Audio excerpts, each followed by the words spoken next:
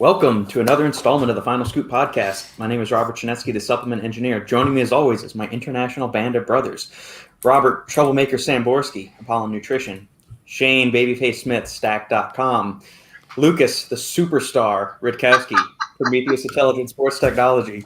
Welcome, my friends. It's great to see all of your lovely faces again. For the listeners tuning in the live stream, thank you for joining us as always. Post up any comments, questions, queries, quips, smart aleck remarks you have. We'll address anything and everything we've got over the course of these next 2 hours or so that we're usually on.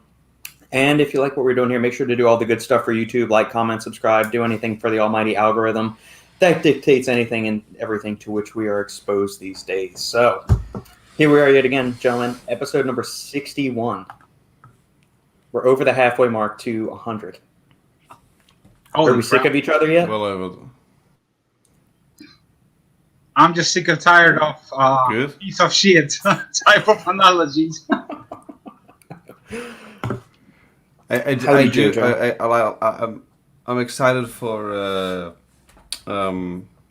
September, October, whenever it is, because that's when the daylight savings changes, and then I'm not waking up at 6 in the fucking morning. It'll be 7 o'clock. It goes 7, then it becomes 8. So when you have daylight savings, it goes to 7, and then when we 8? No. No, it's a 2-hour time lapse. My day. No. Your daylight savings is like 3 or 4 weeks apart from mine or something. Mm-hmm. So when you switch, it goes to 7, and then when I switch, it goes to 8. So it gets 2 hours later. I got you. I think this year we're not. It's an exciting time. I think that this year we're not changing any times in Europe. So we're gonna stay. Sunday, November 7th is when we change, Shane. Sorry, you got 2.5 months. Yeah. So I must be October then. I must be October. Let's see, New Zealand. Do you identify as a New Zealander? Sunday, September 26th. So in a month. Oh, there we go. So then 1 month from today, so then I become 7. There you go. So you don't understand. This is an exciting time, because usually this time of year I'm in America or Europe, so it doesn't make fuck all of a difference. Right. Now, sucks balls. I got you. Bro, it's already getting dark here. I need to have like 2 lamps right now already. Do you remember like 2 weeks ago? Yeah, it was bright. It was still bright, and now it's fucking dark already. Yeah, buddy. It's back to looking like a developer in some film. Bro, back in the cave. Cristobal. Hi, Cristobal. Sean, let the fun begin. Yeah, we've definitely got some. Apollon peanut butter cookie is 100. It's mighty fine protein. It is. Which one do y'all sell through the most, Robbie? Is it peanut butter cookie or is it chocolate? I think between chocolate and the peanut butter cookie, caramel macchiato kind of took the lead, but now it's settled. So I still think it's peanut butter cookie and chocolate on and off. And that mystery flavor that you're working on that you sent me a sample of not too long ago, is that still in the works? When is that being released? Yes, probably around October, end of October. Okay. Yeah. Awesome. Outstanding. Ben switched over from Spotify, the podcast where you guys called out Shane for looking like shit. That was 2 weeks ago? Because last week we said you sounded like shit, or was last week we said you looked like shit? Last week you sounded like we're talking about... I just froze for a second, but I gather what you're talking about. I was like sound like shit for like a few seconds, and I changed it. I looked like shit, and then I got a haircut. I feel like I'm pretty good now. You do. So but now your internet's glitching. Yeah. So can we have some donations for Shane to pay his internet, please? No, but see, this is the problem. Because countries in lockdown, I had this problem last time. This time, like in June, July of last year, when everyone locks down, internet's not really made for everyone to be staying at home and streaming and all that shit, so it slows down at peak times and stuff like that. Right.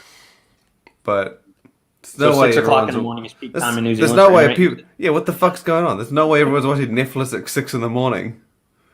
Maybe they just still have it on from last night. They like fell asleep watching TV and it's on infinite loop. Fucking... Yeah. My internet's usually the best. Jesus. Yeah, I don't know. What do y'all have Google Fiber or like fiber optic internet down there? Oh yeah, we got one of the faster ones. You got Google. Well, I'm like they had like AT&T just started using fiber here, but we've had Google Fiber since we moved into this neighborhood at the beginning of 2019. The old apartment we used to live in didn't have that. They still had whatever the high speed internet was, DSL or something. Yeah, ours is fiber, so we got 1,000 gigabytes a second. Nice. Which is roughly what I'm pretty sure is what Google Fiber is meant to be. Yeah. Pete Pasimus, what's going on, Pete? 50-50 Dutch chocolate is number one. Goes with anything. Yes. Even chocolate espresso martinis. It does work really well in that. We have tried that, so that's a good one.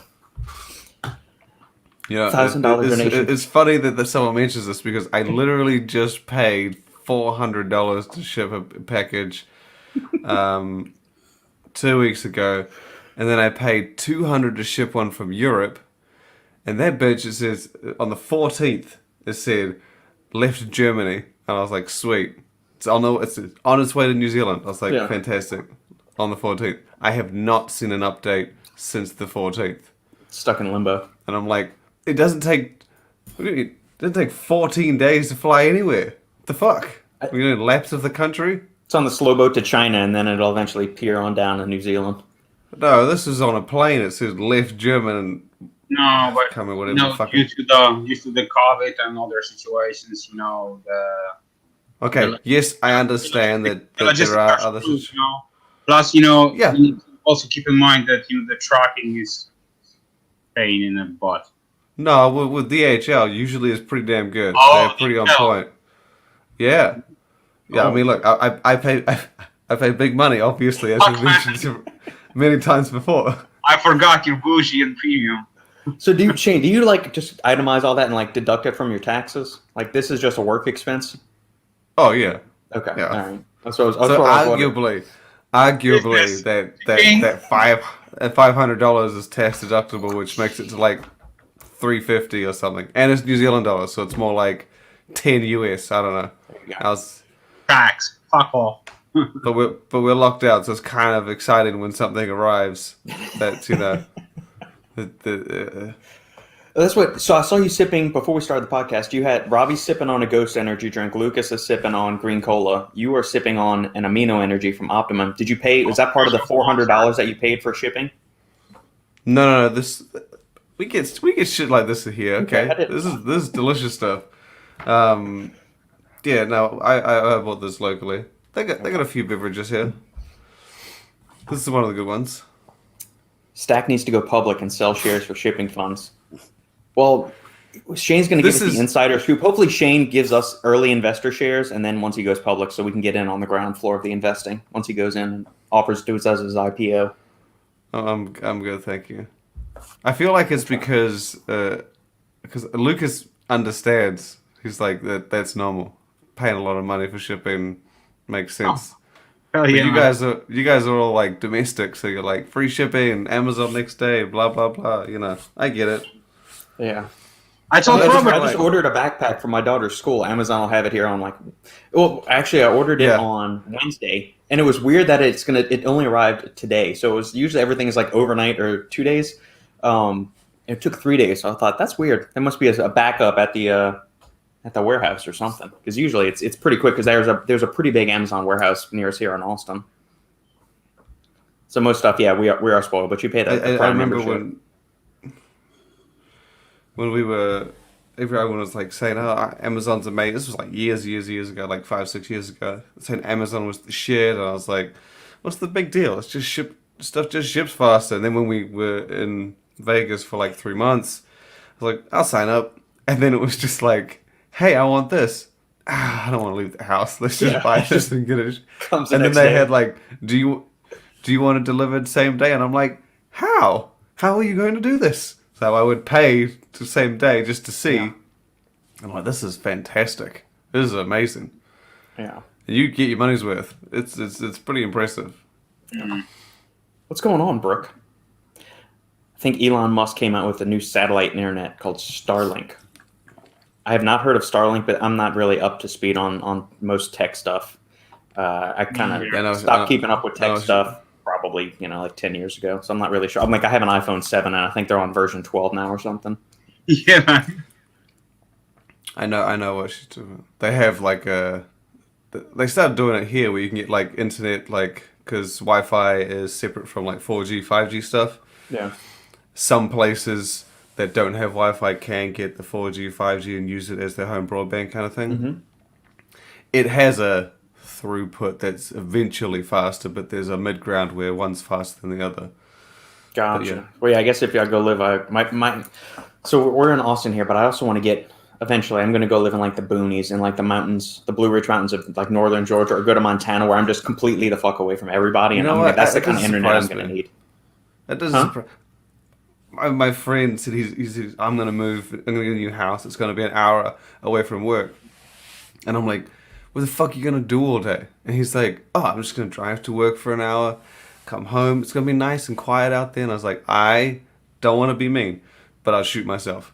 That sounds like the most boringest fucking thing in the world. I'm not going to be driving to work. I'm going to go live in the middle of the woods. I'm going to go on like walks through the forest. I'm going to sit on my back porch and read. I'm going to do all this other stuff and That's how you become a serial killer, okay? You've seen the movies, okay? People who live out in the middle of fucking nowhere. It's always a movie where they go crazy. You don't see like a happy, kids' movies. Little Mermaid isn't set out in the middle of nowhere, is it? It's always those serial killer movies, the people that shoot them. I said, if you can't get pizza delivered, it's too far away, bro. It's too far away. I make my own pizza. I make delicious grilled pizzas on the grill, man. I make a nice dough and stuff. And you'd be happy there's no vegetables on it. It's just tomato sauce, cheese, and some pepperoni. We'll do that. See, this is the thing. When you have nothing to do and you live in the middle of fucking nowhere, you fill your time with shit. It's like, why would you make your own pizza when Domino's could probably do it for like cheaper somehow? If I made you a pizza and you still wanted to order Domino's, I would be insulted. That would turn me into a serial killer. If you ate Domino's pizza next to mine and you said, I'm still going to go with Domino's, that would actually turn me into a serial killer. I guarantee you. You'd be my first victim. There's not only would taste better, but they'd get it here faster. And you'd still be in the kitchen with your fucking apron finishing off the damn... No. This is a waste of time. That's why I just could not live in the middle of nowhere. Yeah. I understand the concept. Maybe if I was 80 or 90. Yeah. No, we would already be right there. Like we live 5 minutes down the street from where Sandy teaches. If she wasn't teaching there and she worked from home, like I did, we'd already be out there. We'd be gone. I know, I'm weird. No, other problem, you can't get to McDonald's when you're in the middle of nowhere. I couldn't tell you the last time I ate from McDonald's. Today I was passing through McDonald's, to be honest. Before you went to the adult video store or after you went to the adult video store? I behaved nicely. Okay, well, I was passing through and there were like fucking crowds. It was insane. The drive-thru was packed. Oh, yeah, it's always packed. Yeah, especially on especially on the weekends. It's just insane. It blows my mind how many people are like going there. It's like as we chatted on the chat and Shane asked, "Is it McDonald's a 5-star restaurant?" And I was like laughing my ass off. Oh yeah, because for some people it probably is, man. I mean, I enjoy McDonald's. If I went and got some French fries from there, I would still love it, and I would still love the chicken nuggets. I'm sure. I never liked their burgers, but the nuggets and fries, man, I could do some damage with those. I don't remember when the first time I was at the McDonald's. Honestly, it's the fact that they do it so fast. That's the thing, right? Yeah. If you went to a restaurant and okay, it's going to take 5 times as long to make a burger than McDonald's, but it'll be worth it. Okay. But McDonald's makes it so fast. You don't give a shit. It's like, oh my God, I don't care what this tastes like. It takes... and it's ready in 3.5 seconds. It's amazing. It's... You know what blows my mind? At its finest. Every time what blows my mind is when there is a drive-thru, right? And for example, you order your food, and even if your order is too big, and they send you to the parking lot, just so you can wait for your food, right? Mm-hmm. And so many people, can't go out from their car to pick up their food on their own, but they're waiting on their asses for their food just so some employee could bring the food to them. It's just man, the laziness of some people is just crazy. Well, you're not going to McDonald's to get a fucking 20k running, are you? You're going up there to do the least work possible. But I don't like the drive-thru. I like walking in. I like the experience. I like standing there staring at the menu, even though I know it like to nut, right? I know all of it's up there already. I just like standing there like soaking in the aromas. Here I am. Yeah. And the drive-thrus. Hello, Jesus. The drive-thru like puts so much pressure on you because you get to the drive-thru and then you see that menu, and if there's something new on there, and then they say, "Hey, what would you like?" and I'm like, "Oh fuck, I like Golden Arches."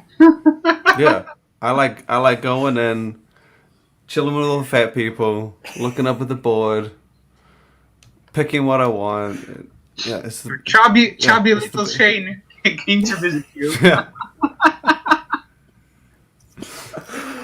Jojo. I'm waiting for it to open back up here. Leg day today after work. Haven't had assassin and bare knuckle since Tuesday. Can't wait. You're a couple weeks out from your bodybuilding show, Jojo. How many weeks are you? Like 3 or 4 now? How's dieting getting? Because Shane's also in the middle of a cut too. It's a lot fucking worse that, like I said, I only have pharmacies and supermarkets. Even if I feel lazy, I can't order anything healthy. I can't. Sucks. But there we go. Validation. Dieting for it. My brother's backing me up. I actually do make great grilled pizzas. Yeah, but see, you have the argument again. How long does it take you to make a grilled pizza? There is no argument. It's just delicious. How long does it take you to make a grilled pizza?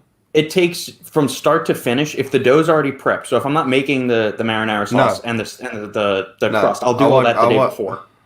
Okay, I want you to accumulate the entire process, making your fucking dough and sauce, whatever the hell you want to do. Okay, I make the dough in the food processor. So I dump in 3 cups of flour, dump in the yeast, dump in the water, dump in a little teaspoon of honey. So much effort. Dump that in, buzz it all up, and then I knead it on the countertop. Let that sit for an hour till it puffs up. I'll cut it into fourths then. I'll preheat the grill, get it up to as hot as it goes, like 700 degrees. Cook it for a minute on one side, flip it over, cook it for a minute on the other side. Now, while it's doing that, that's when I lay on the sauce, cheese, and pepperoni. Close the vent, and actual cook time is like 2.5, 3 minutes for the pizza. That's not what my question was. It was how much prep time, because I've seen what they do at Domino's.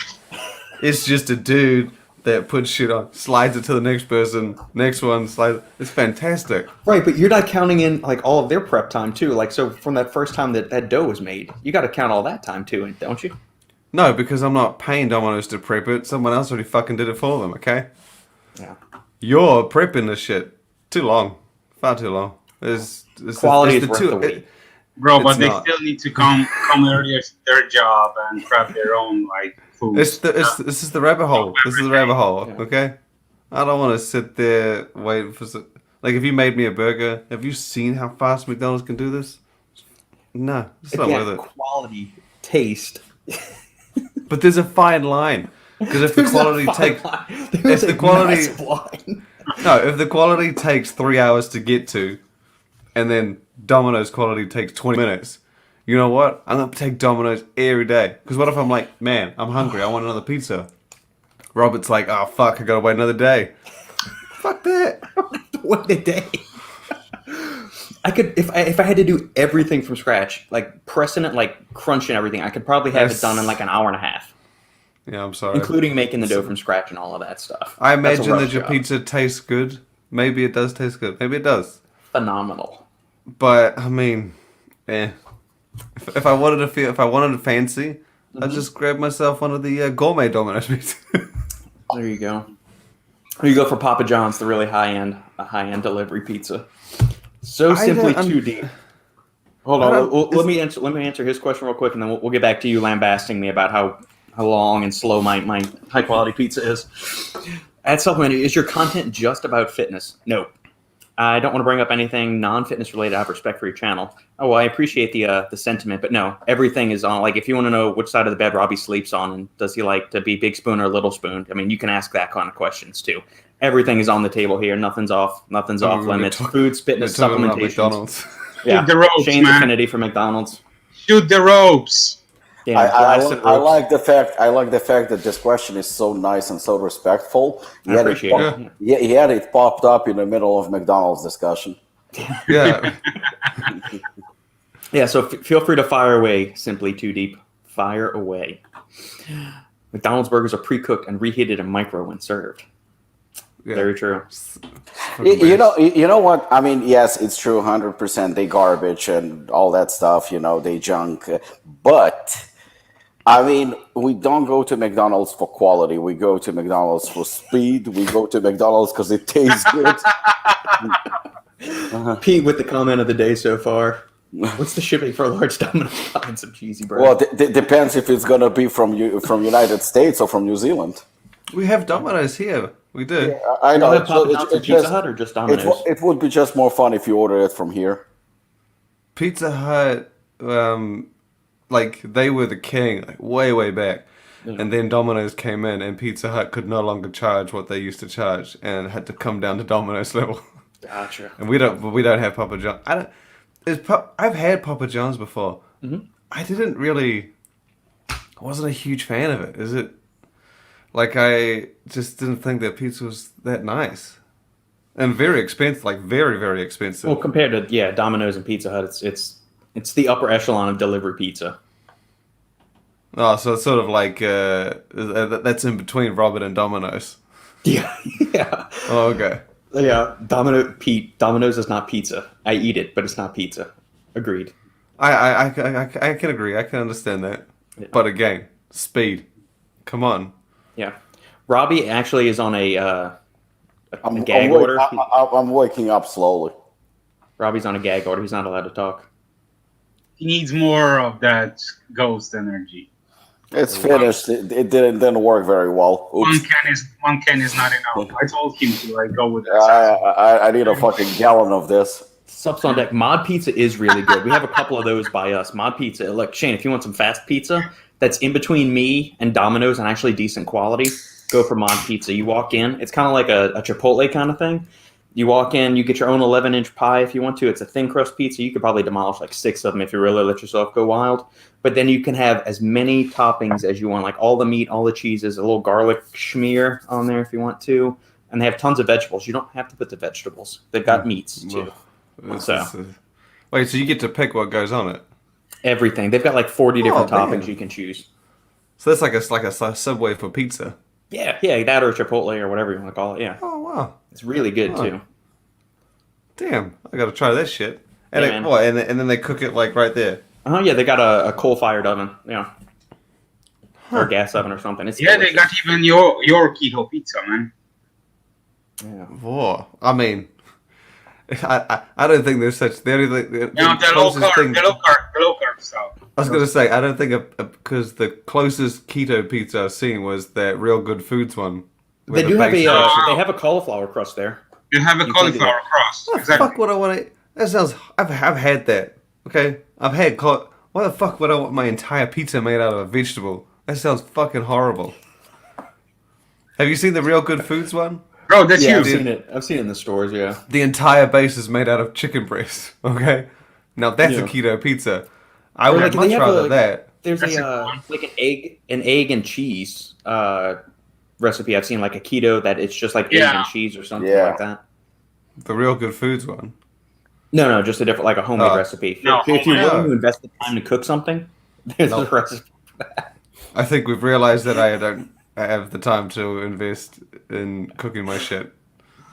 Sean, Pete's hog in the chat thread. Well, I think he's got younger fingers than you, Sean.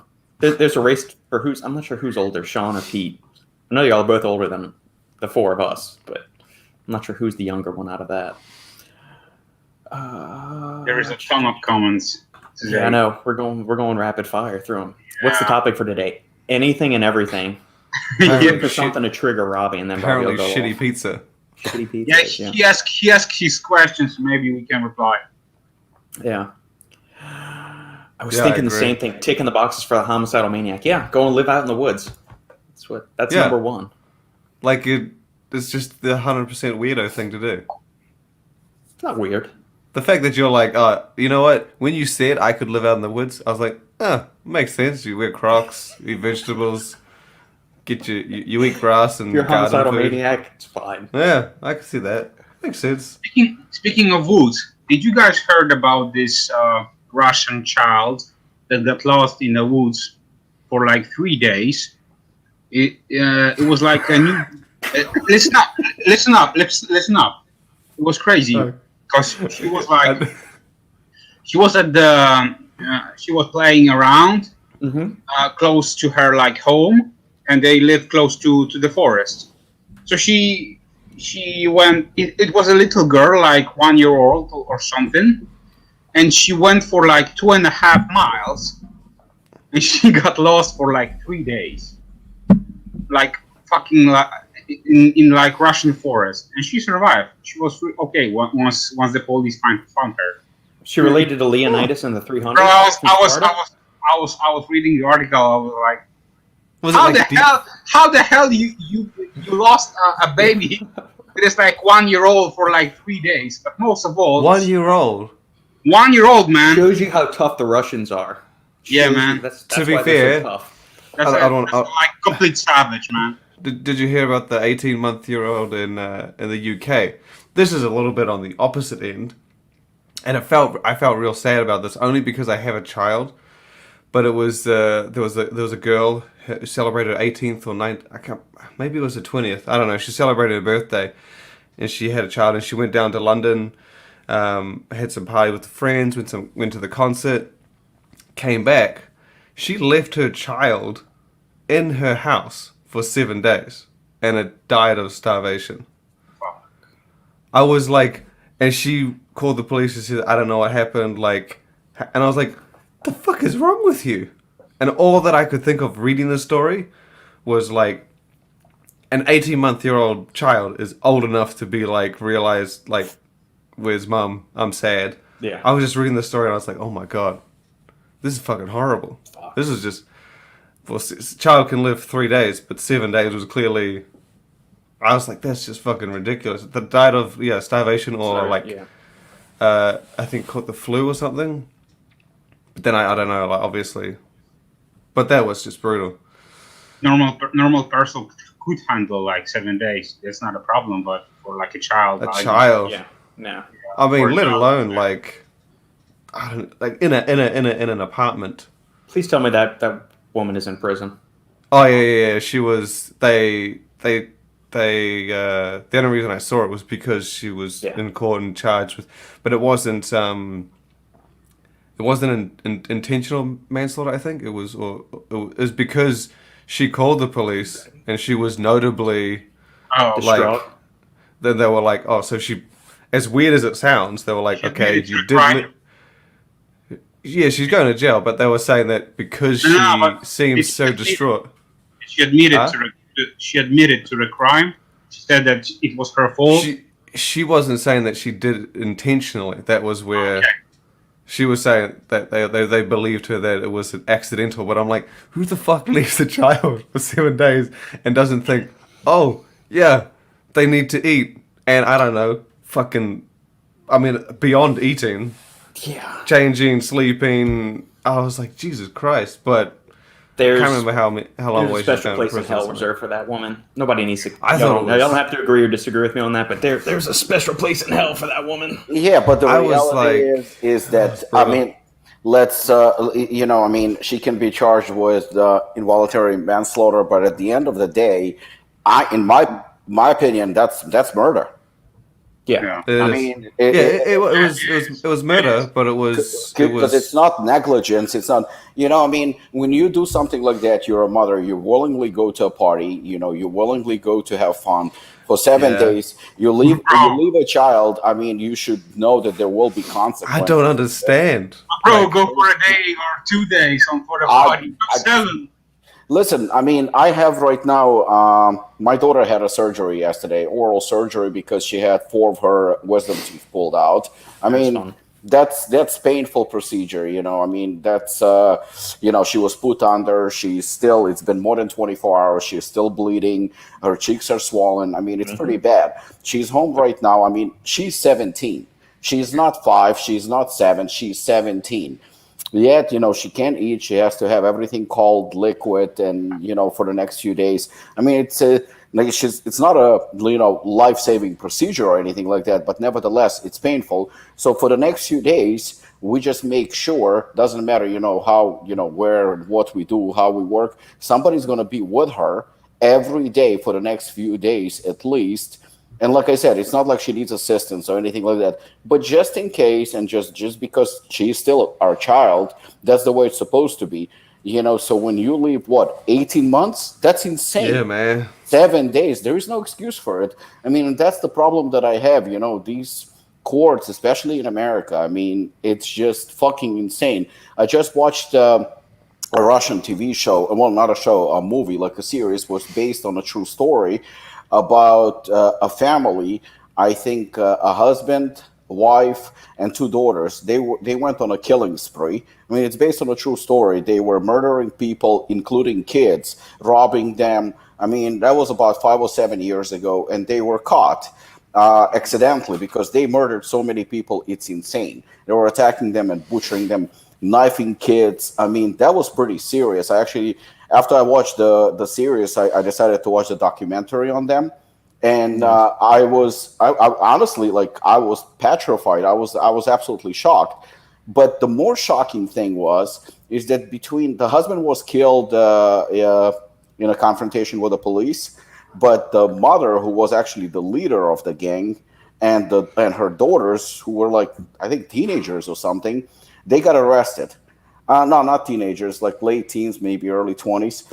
They got arrested. The mother was 48 or 50-year-old. She was proud of the fact that she was killing people. She was bragging about it. She was when they asked her in an interview, I watched it, she fucking put on makeup. I mean, she's like a star of the show.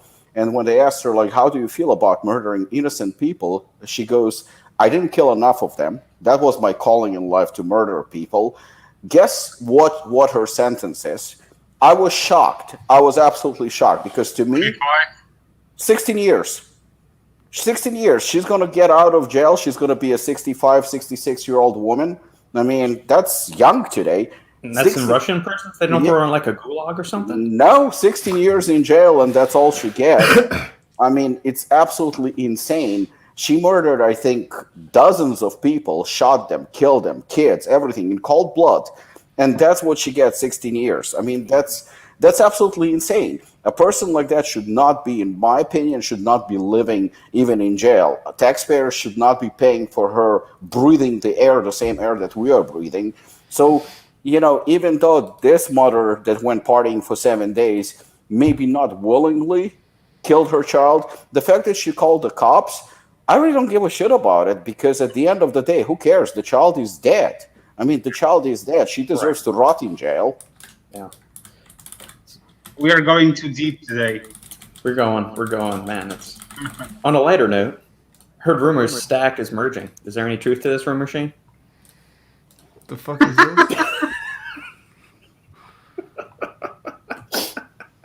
I think Sean's just trying to start shit. I don't know what he is drinking today, but whatever just you're drinking, Sean, send me a case of that. Or taking to veins, just please stop.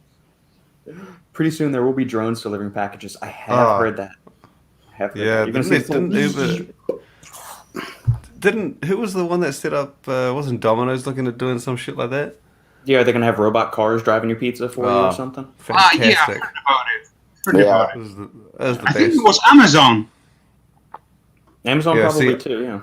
I don't think these guys are going to be delivering on their drones and their little go-karts to the middle of fucking nowhere in the woods. Exactly.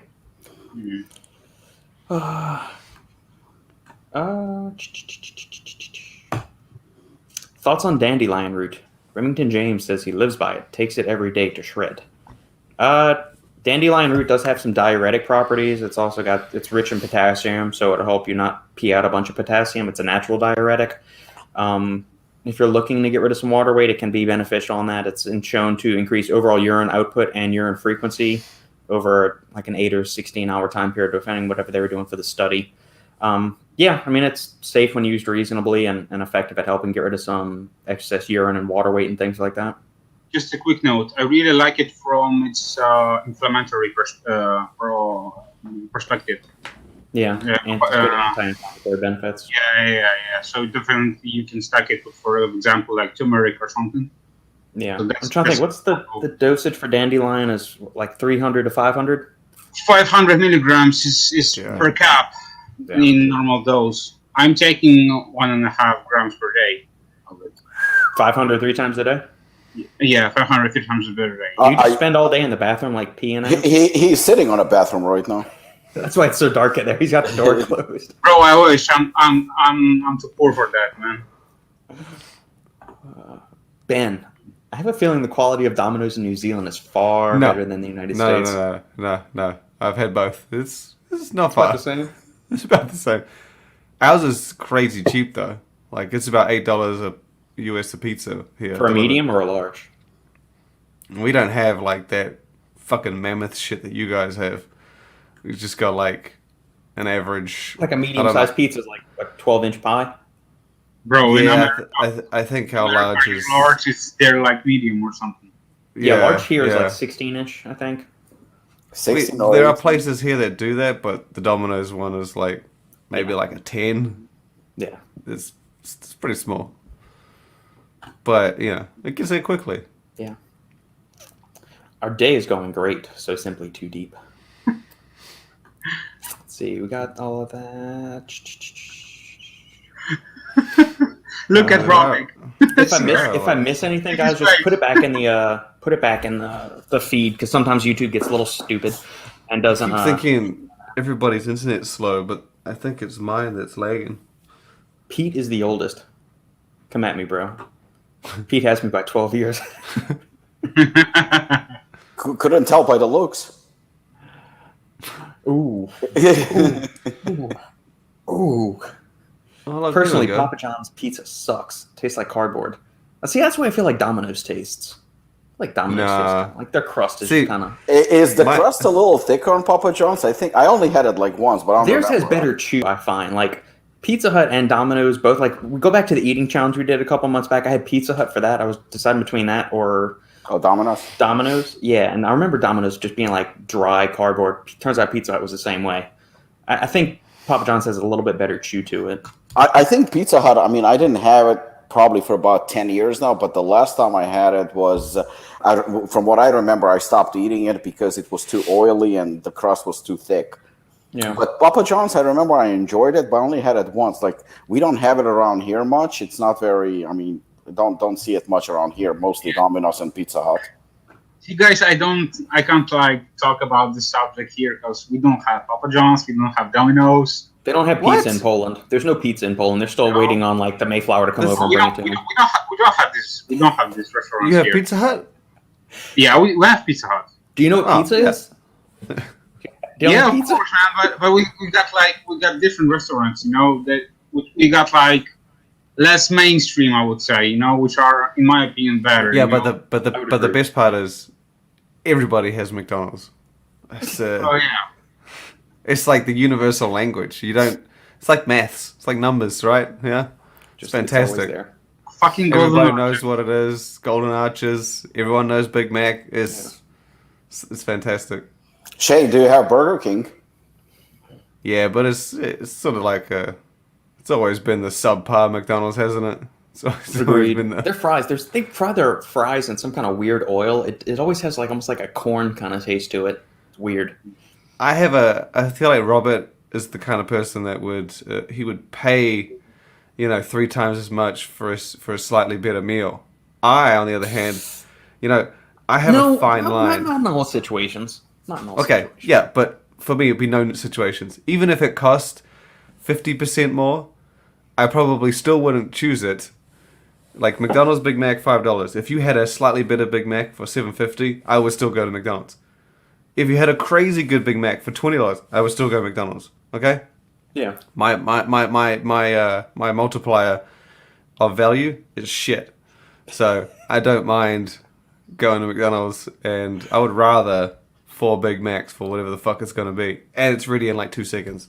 There you go. Let's see what everybody orders when they go to McDonald's. So I'll go first. For me, it's usually a Big Mac meal, large, double quarter pounder, just a sandwich, and 2 McChickens. God damn. That's not a lot. Me, it would be like 10-piece nugget, fries, and a drink. Like I get like actually I haven't been to McDonald's in several years, so I don't really know what I would order. But what I used to get when I would go would be a 10-piece nugget, supersized fry, and a Diet Coke or something. So none of the burgers. I don't like their burgers. Did you miss the smell? The smell is good. The fries, the smell of the French fries, man. You know My mom, they do like, salads my mom would now. pick me up from school, and just randomly she would say, "Is it a Friday, Robert?" And I would say, "No, it's like a Wednesday or something." She would ask. She would pick me up from school, and I'm like, she says, "Is it Friday?" I had no idea what the hell she was talking about. Turns out fries. She was saying like, "Let's go to McDonald's and get fries." So like we each go and get like an order of fries, and I get a McFlurry too. And so that was what that was something. So I mean, I grew up having McDonald's fairly frequently.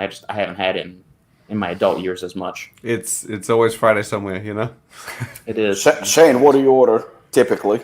I have a problem because I can't go. If I have a cheat meal, I have 3 days of calories pretty much, and I would probably do like you do just 2 Big Macs, usually 20 nuggets. Get like the hotcakes that they do there as well. Maybe an extra chicken burger, extra fries because my wife always eats mine, and if I'm feeling juicy, I might get a sundae, but typically I go elsewhere for my sweets. See, that's the thing. I never had dessert at McDonald's. It's not that great. The shakes are decent. The shakes are decent, and the McFlurries are good. I never did a sundae or just like the Star Yeah, Wars. I never had anything like that. I'm yeah. a savory person though. I'm not like if I were to cheat on my diet and just have a piece of chocolate, I would hate myself because it's not worth it. I want that juicy, disgusting meat. All right. Okay, cool. Well, actually, here, JoJo, 7 weeks till peak week. Cows are at 1676. Ooh, Oh damn! yikes! I just found out about zero pasta from Publix. That's too low. 16. Pasta craving. Ingredients: water, konjac flour, chickpea flour, potato starch. Yeah, man, that's basically all Yeah. fiber. May I ask how much you weigh? That's Shane's favorite meal. What? No, but serious. How much he weighs and Yeah, I think he was trying to get into the 160s. Was going to be a stage weight. Oh, okay. Okay. I think his stage weight was once. It's a natural bodybuilding federation. no, but still, man, that's like That's poor of the poverty poorest calories. macros, man. Yeah. Is it okay so after you guys get your opinions on something? Absolutely. What's your opinion on movies that show men in embarrassing situations that'll get you made fun of? And how would you guys handle those situations if it happens to you in real life? We're in Can an you give us- embarrassing situation every Saturday. Yeah, multiple. Yeah. Can you give us an example of a specific thing to do? Maybe making salad for dinner. I mean, every fucking weekend you send me a picture of your damn salad, and I'm just like, What did I send you a picture of last weekend? I don't remember why. Right? What was it? What was? Do you not remember? No, I don't Pizza. fucking remember. You said too many pizza. salads. Probably didn't pay attention. Such a fucking asshole. I'm gonna find it. I'm gonna find. It No, was not. pizza. It was. I know it was pizza. I'm gonna Oh, it was remind. pizza? I'm gonna remind this Yeah. numbnuts what the hell it looked like. It was pepperoni pizza, I think. If it didn't come in a box, I probably didn't pay attention. I've got a good memory, right? Right there. And look, there's the cardboard box. You can see it right there. I Cardboard. was you right. make It was pepperoni. See, look at that. Did With you- some did you make jalapenos that? on there. Did you make that? No, this is at Iron Wolf Distillery. They have a pizza truck or a food truck from one of the local pizza places here. Okay, so you do buy pizza. You do. I do. Well, when I'm at the distillery, I'm not going to whip out I'm not going to bring a grill out there and do all that while I'm drinking I bourbon. don't know.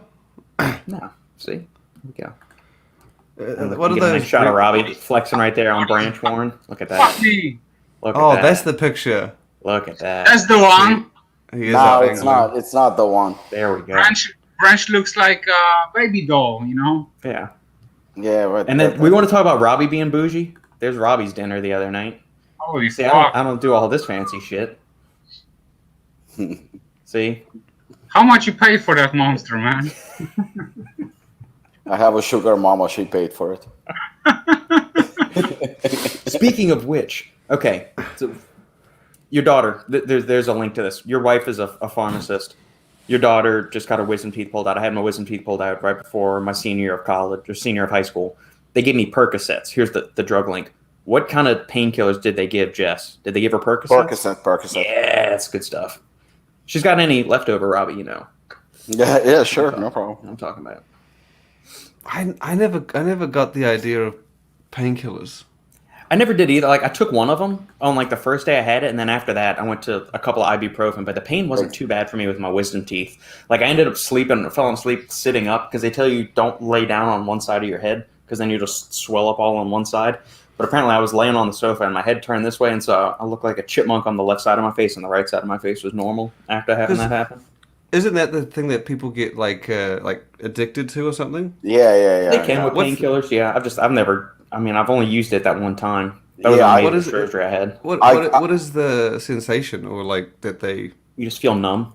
You feel numb and high and fucked up. Yeah, I guess if you take alcohol with it, it probably feels better, but I wasn't drinking at that point. Yeah, I took Percocet when they gave me prescription when I had a torn quad.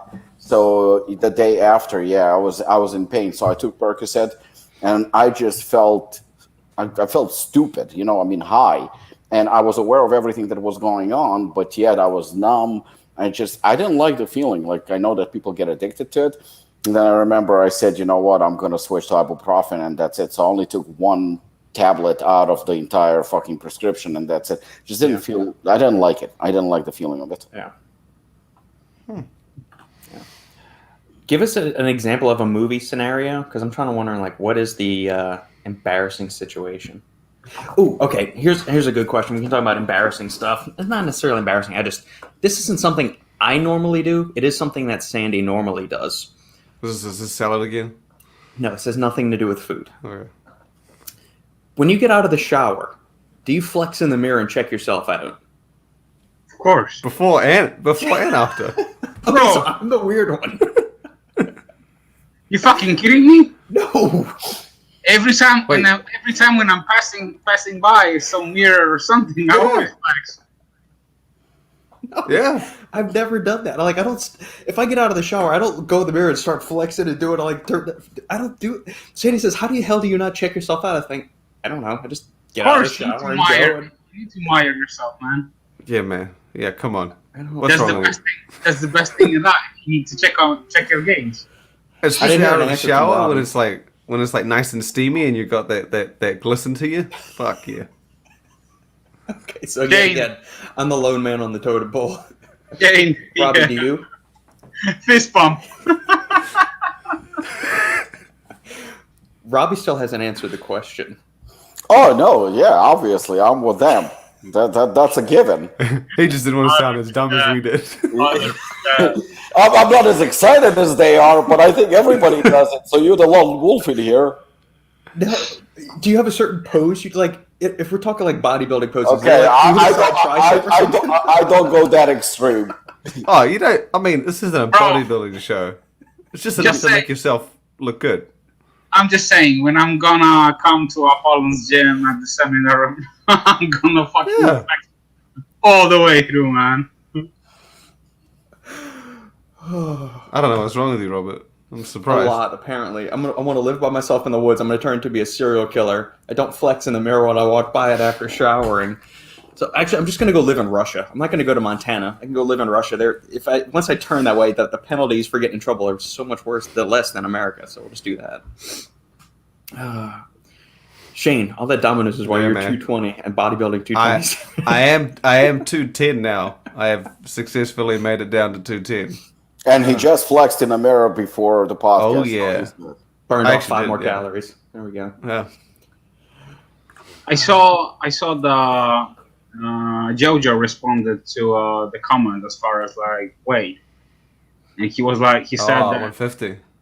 he's like 161 now, and he's trying to get to 150s. In my opinion, it's like it doesn't make sense, to be honest. Just because you're now 160 doesn't mean you will look much better at 150. You need to, like, if you want to like cut, just cut, but with your head, so make sure that your body composition will stay on the right track, instead of like just tracking only on and looking only on your weight. So that's my. He's using Lane Norton's Carbon Diet Prep app, so I know he's going through that, and he's got coaching lined up and all that. So he's on the money with everything with that. Yeah. But Lukasz's advice is right on the money. I think that's the biggest mistake that bodybuilders make in general. Stepping on a scale, I think that they should not be stepping on a scale at all. Case in point, mirror or your coach or somebody who you trust should be telling you like from week to week about your changes. But once you start chasing that number, it fucks with your head, and it can be a catastrophe at the end. Because I've seen numerous times, like, bodybuilding, especially, amateur bodybuilding, it has classes. So say, for example, you're, a middleweight, for example, and then, you're a certain weight, but you only like 3 or 5 pounds above the weight classes that is under. So you're thinking, okay, well, I'm the smallest guy in my weight class, or one of the smallest. Let me pull a little bit of water, let me pull a little bit more, and make the other class, and I'm going to be the biggest guy in my class. And what happens is you might be the biggest guy in your class, but you look like shit. So I think that number is very, very misleading. Yeah. Whatever you look at your best at, that's your weight. Completely disregard whatever number shows the scale, because it's irrelevant. And just like trying to find your gold spot. What I mean by that is, if you feel good, stick to it, and just like try to be on this good level. So if your hormonal level is on check, and you don't feel like a shrink, because if you're like 160 right now and you will go super low, like 150, you can lose a bunch of muscle with that kind of cut. So I would try to like be smart here. Plus, with the macros are crazy. Yeah. Last time I did a show 2 years ago, my lean was 153. I felt like I could lose a few more pounds conditioning wise. Oh, yeah, but don't forget, 2 years ago, you didn't have the same muscle maturity that you have right now. Yeah. So your body changes from year to year. A program that worked for you this year and you look spectacular, more than likely will not work for you next year, and you're going to have to make adjustments, because if you had a good off season and you put a couple of solid pounds, chasing that weight is irrelevant. He's 5'3". It's tiny. I would honestly, no homo, I would like to see his pictures and see how he looks, I haven't heard that since the bodybuilding.com forums. What? No homo? Yeah. I feel like when you bodybuilding.com forums. Yeah, man, they'll be butthurt, but I'm just like trying to be honest, man, here. I feel like when you say that then makes you question. You're always laughing at me when I'm saying some stupid shit.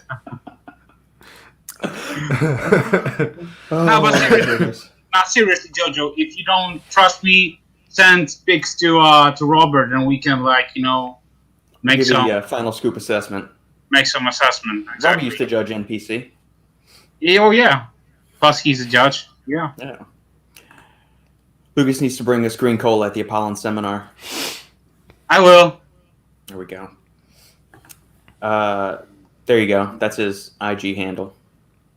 I don't have an IG, so you need to use like email or Facebook. Facebook me. You can find me. There we go. I love the real critique.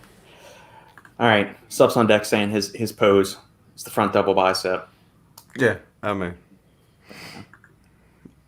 Not just the bathroom. Any mirror you pass, the mirror is your friend. My man. Yeah.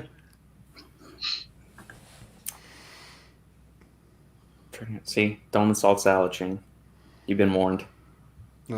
I have absolutely no concern about insulting salads, vegetables, and anything. Oh, that's what you can also get when you go to Mod Pizza. Everything that you put on a pizza, they also can give you a salad bowl, and you can make a salad out of it too. So you can get like a ginormous sized salad to go with your pizza.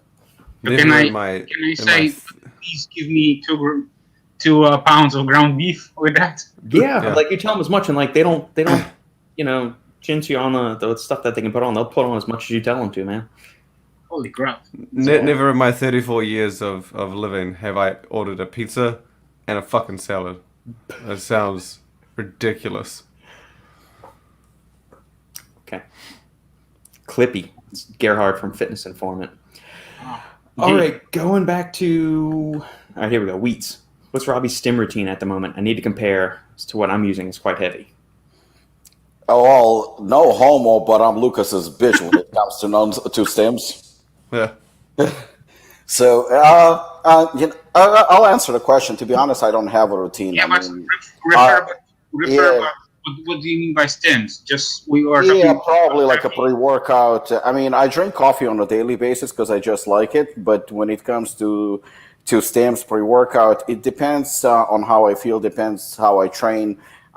It varies all the time. Like today, I actually went for a first time for a run. And that's the reason why I feel like shit right now, because my cardio sucks. I barely made 2 miles, and I thought I'm going to fucking collapse. So I took Shogun, and, it gave me a little bit of a kick. And even that, I think I took only half of those. So it depends. It depends really how I feel. I am more of if we're talking about pre-workouts, I'm more of a hooligan person than assassin. So more than likely, I will take that about 2/3 of a scoop. That's about it. But Lukasz is probably the best man to answer the question because the guy is a poster boy for stems. Well, let me see. Today was 1 scoop of assassin. I had 1 monster.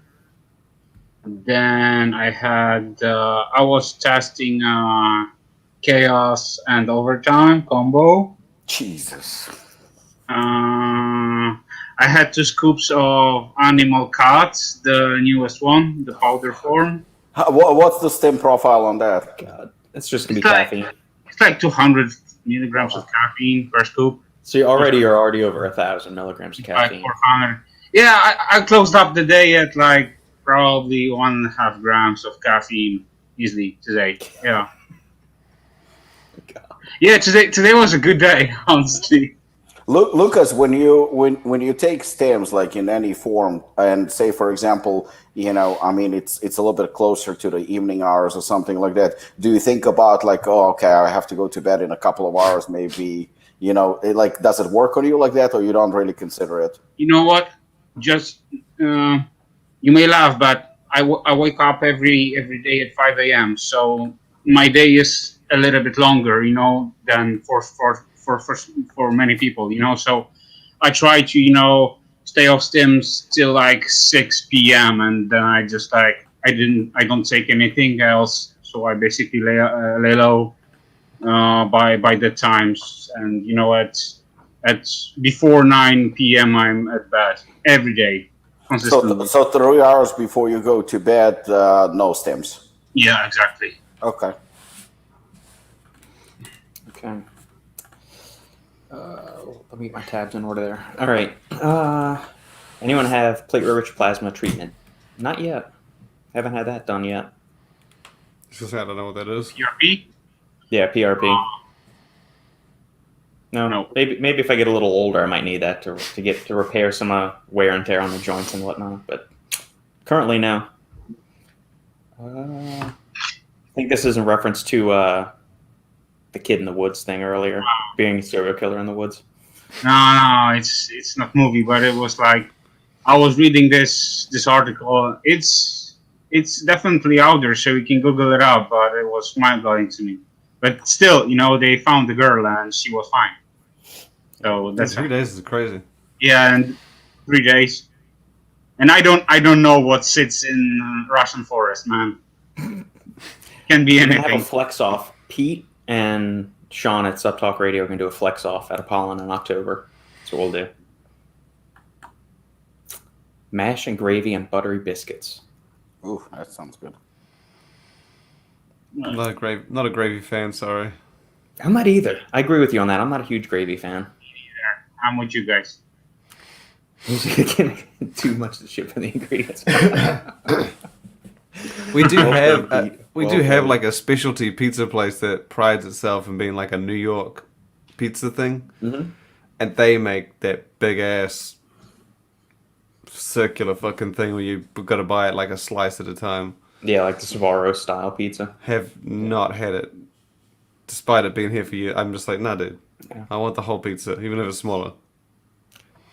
As long as he's not shooting ropes, Robbie can do whatever he wants to on camera. Just firing shots is fine. Domino's pizza is slightly better. For Robbie, I'll let it slide. Sean, in Poland, pizza equals Wonder Bread. That's so gross. Wonder Bread, ketchup, and American cheese in the microwave. So much hate for Poland. Last week we talked about fucking roads, and this week we are talking about fucking pizza. What the hell, guys? I'm gonna send you a proper picture of Polish pizza. I supported you, Lukasz. I said I still stand by my statement. I'm not talking about you, Shane. I know you, Shane. Polish McDonald's is still the best I've had. Of course. I stand by that. Value as well. This is a typical road in Poland. Fuck off. Who made this picture? This is like the little path that you walk down to get to the parking lot at Iron Wolf, the distillery. There's my lovely shadow right there. They still ride horses. Yeah. Sorry, Lukasz, I had to. No worries. Back to the standing McDonald's order. So simply too deep. Big Mac meal, double quarter pounder with cheese, filet of fish, and a McFlurry. Not all at the same time, though. Okay, here's an order. Like Ferrari, with you, when you order your 18 things that you get at McDonald's, do you eat one whole thing first and then move on to the next? Do you like take a bite of nuggets, take a bite of burger, take a bite of like the McRib sandwich or something like that? So do you do like a round robin thing, or do you save one thing for the end? I have actually people make fun of me because I have like a routine. First 2 McChickens, then fries, then double quarter pounder with cheese, then McDonald's. I mean, that's just like I know it's stupid, but I have that routine. Hey, man, no. Everybody's got their own thing. I'm the other way around. I go fries, nuggets, and then burgers last. Don't know why. Yeah. Just the same thing. So the same thing as I do, basically. But if I get a sundae, I eat the sundae first. Oh, that's interesting. You see, that's the thing. I never had McFlurry, sundae. I never had anything like that at McDonald's. There's nothing special about them. I mean... It's just the smell of the restaurant that plays into the whole experience. There you go. Wheats, my go-to is a 10-piece of regret followed by a liter of shame and disappointment. Well played, sir. Well played. 100-piece nugget, 2 large fries. Cool. 100-piece nugget? You can eat that many? Yeah, you guys had the 40 or 50-piece nugget, didn't you? Yeah, I mean, they had a 50-piece nugget. Yeah, we only got 20 here. That's what you're saying, man. It costs too much to import the 100 pieces. It's too much to bring it over. At 50, my palate would say, fuck off. Yeah. Nah, dude, they go down like chips, man. It's crazy. Yeah, Diet Coke, Robbie. But after 40 or 50, you would say, oh. That is the weirdest thing, though. Is that even though I go to McDonald's and I get however many calories, I always get Diet Coke. Me too. You save, but you know what? It's you save a bunch of calories, man. I think that the give a shit. No, for me, Diet Coke just tastes better. I buy it for the taste. You know what? Every time people make fun of me that I get a Diet Coke because they think like I'm trying to cut calories. You go to fucking McDonald's, calories are the last thing on your mind. I get the Diet Coke is just simply because I prefer the taste. That's all it is to it. Yeah, but you still can use the calories from fucking cola to let's say burger or something, right? Yeah. I mean, it's just like the regular Coke for me is just too sweet. I don't enjoy the taste. Diet Coke, I actually like the taste, and I know it looks ridiculous, and I know that people thinking that It's just gonna the help. weird. But and I totally agree it's weird. I don't even have a problem with it. But I just like the fucking taste. I like the taste too. I feel like the regular one has like a malty sugariness to it. But then I Yeah. imagine if someone who drinks regular Coke and then sees me go and order what I do and then get a Diet Coke, they're like, "You're a fucking idiot." Yeah. But then, like, I don't know. I feel like only people who are in the diet realm, in the nutrition lifestyle, probably be like, "That makes sense." From the outside, it sounds dumb.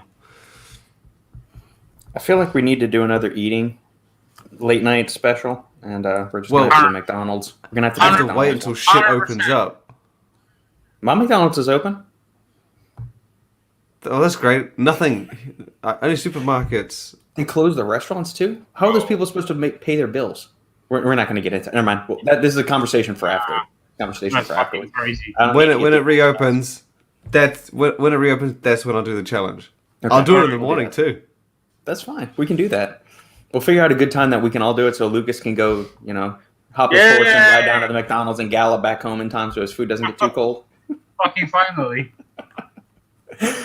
McDonald's big breakfast meal: eggs, pancakes, sausage, hash brown, and biscuit. Woo! Javier, I miss McDonald's. What is breakfast sauce? Sausage, maybe? Breakfast sausage? What is breakfast sauce? What's that? Isn't that maple Seriously, syrup? people went nuts today with I the know. comments about cheat meal. Dude, this is Like, awesome. This is the most Give them- engagement we've ever Give gotten. them a topic and they're just like, Yeah. boom. There we go. Shane making salad for dinner. That'll never happen. No, I will that's pay. I ridiculous. will pay for if Shane ever does like a giant ass salad for dinner. I'll pay his importation fees for whatever food he needs to order for the next $800 of energy drinks that he needs to order. You couldn't have a whole salad for a meal. You got to have some meat. You can put meat in the salad. That's why it's an entree salad. You put meat. But on then the you salad. ruin the meat. Yeah. You just ruin the meat. It's just, I'll get some meat and then I'll get some garlic and herb sauce. Mushrooms. Because the herb counts as greens, vegetables, right? So there you Sure. go. Sure. Chicken salad. I always stick to mushrooms. Mushrooms and meat. Do you want a That's the way movie or mushrooms example are. or a scenario? Either one. We'll take either one. And you may have already mentioned it, but we're working our way down through here. Yeah, he got an example. AB, yo. Any tips for meal prep? I was thinking about starting it Monday. Start today. Don't start on Monday. Start today. Of course. That's tip number one. Start right now. Or go to the grocery store then. Meal prep tips. Come up with a list of foods that you like to eat that are within your calorie thing. Make your grocery list. Go to the grocery store. Buy all the stuff that's on your list. If it's not on your list, don't buy it. Resist the impulse purchase buying. And then get home, start batch prepping. Like do you need specific recipes? That's kind of a different thing. But like batch cooking stuff. So cook like 8 chicken breasts all at one time in the oven or something. Or like, grill like 3 pounds worth of vegetables and you just throw them all in there. Batch cook your grains and then divide it Like up if and you- buy some of those little meal prep containers, like the glass meal prep containers off Amazon. I've got a 5-pack here. It's like $20 or $30 for a 5-pack, and you can package, several days worth of food at a time. I would start a bit simpler because when I was starting, I basically downloaded the app MyFitnessPal, Mhm. and basically I started from there. So I was Yeah. tracking. So I was like tracking my foods for the entire week, and after that, I saw how my weight was adjusting, and based on that, I make my changes. So if I was like low in calories, then based on my goal, if I was like cutting, I was like trying to like cut a bit more, add more activity, or if I like, let's say, was trying to bulk up or add more mass, I was basically trying to add more protein or like those kinds of things, because as far as like diets, there's huge amounts, huge varieties. You can go paleo, you can go carnivore, you can go keto, you can go all different routes. Basically, whatever floats your boat. So if if something like suits you, stick to it. And for Shane, it's like low carb. For Robert, it's like veggie diet. For Robic, it's like I don't give a fuck. I just eat. So basically, that's. I can give you my meal prep because I've been meal prepping since. Order Chicken. McDonald's for meal 1. Order Chicken. Domino's for meal 2. Chicken breast for meal 3. We had because our kitchen was being renovated, and now we're in lockdown, so it's kind of halfway in, but so we don't have a kitchen, just a sink. So I've been doing. I have a shake, or a chicken breast and peanuts. So I batch cook 10 to 12 chicken breasts with a bit of salt and some seasoning. After Lukasz's advice, I was like, you know what? I'll get it back into the seasoning. So that's my diet right now, purely because I cannot be bothered go to the supermarket and buying something random.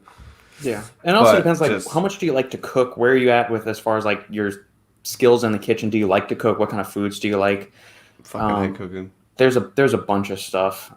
Shoot me an email, AB, and I've put together a couple of articles on meal prep that I've written for a few supplement sites and whatnot. I can send you the links to those articles to give you a starting point for stuff. Supplementengineer@gmail.com. And it doesn't have to be boring, It doesn't have to be just like boring broccoli, rice, and chicken. You can do like I'm referring to Shane, not at all. I'm just like just drop the broccoli. Add a bit of fun to your life. Drop the broccoli. Yeah, just add a little bit of fun up to your life. Some spices and so on. So, There you go. Add some spicy sauce in there. Yeah. Gerhard, what the hell is that? Clip it. Okay, clip it. Gerhard is clipping it. I'm not sure what that means, but he's clipping it. People get the fillet of fish.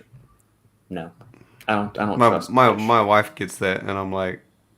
I mean, I understand how McDonald's is known for the filet of fish, but I'm like, I'd rather try gas station sushi before I try a filet of fish sandwich, probably. It's weird that you're like, oh, filet of fish, yuck, I want to vomit. Yet you eat bowls of salad. I find that such a strange. That's what you call yuck. You're like filet of fish. Nah, that's too gross. No. Weird. Lukasz saying no homo and then don't be buttered. Clever, Brooke. Clever. I think now if you say no homo, it makes you sort of be like, why are you saying that? Bro. Nah, I haven't heard it for so long. Cancel culture is pain in the ass, so I'm just like... Yeah, fuck them all. That's all I say. Fuck them all. $5 donation. Thank you, Brooke. Donation towards pizza in Poland, salads, and suspicious people in the woods. Yes. I'll get you the pictures for proper pizza in Poland. There we go. All right.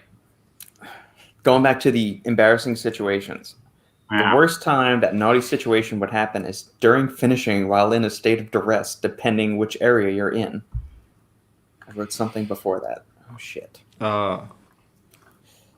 I still don't get the question. I'm sorry. Here's some movie examples. American Pie or Grandma's Boy. I did not see Grandma's Boy. I saw American Pie when he goes with the pie. If you're gonna get caught with your dick in a pie, I mean, how would you handle it? I guess this is a hypothetical. How would you handle it? It doesn't even matter if it's a pie. If you get caught with your dick in any food, it's gonna be a little bit fucking weird. If anyone sees you, what food would you get caught with your dick in that you'd be like, you know what? I don't mind the situation. I'm proud of it. None.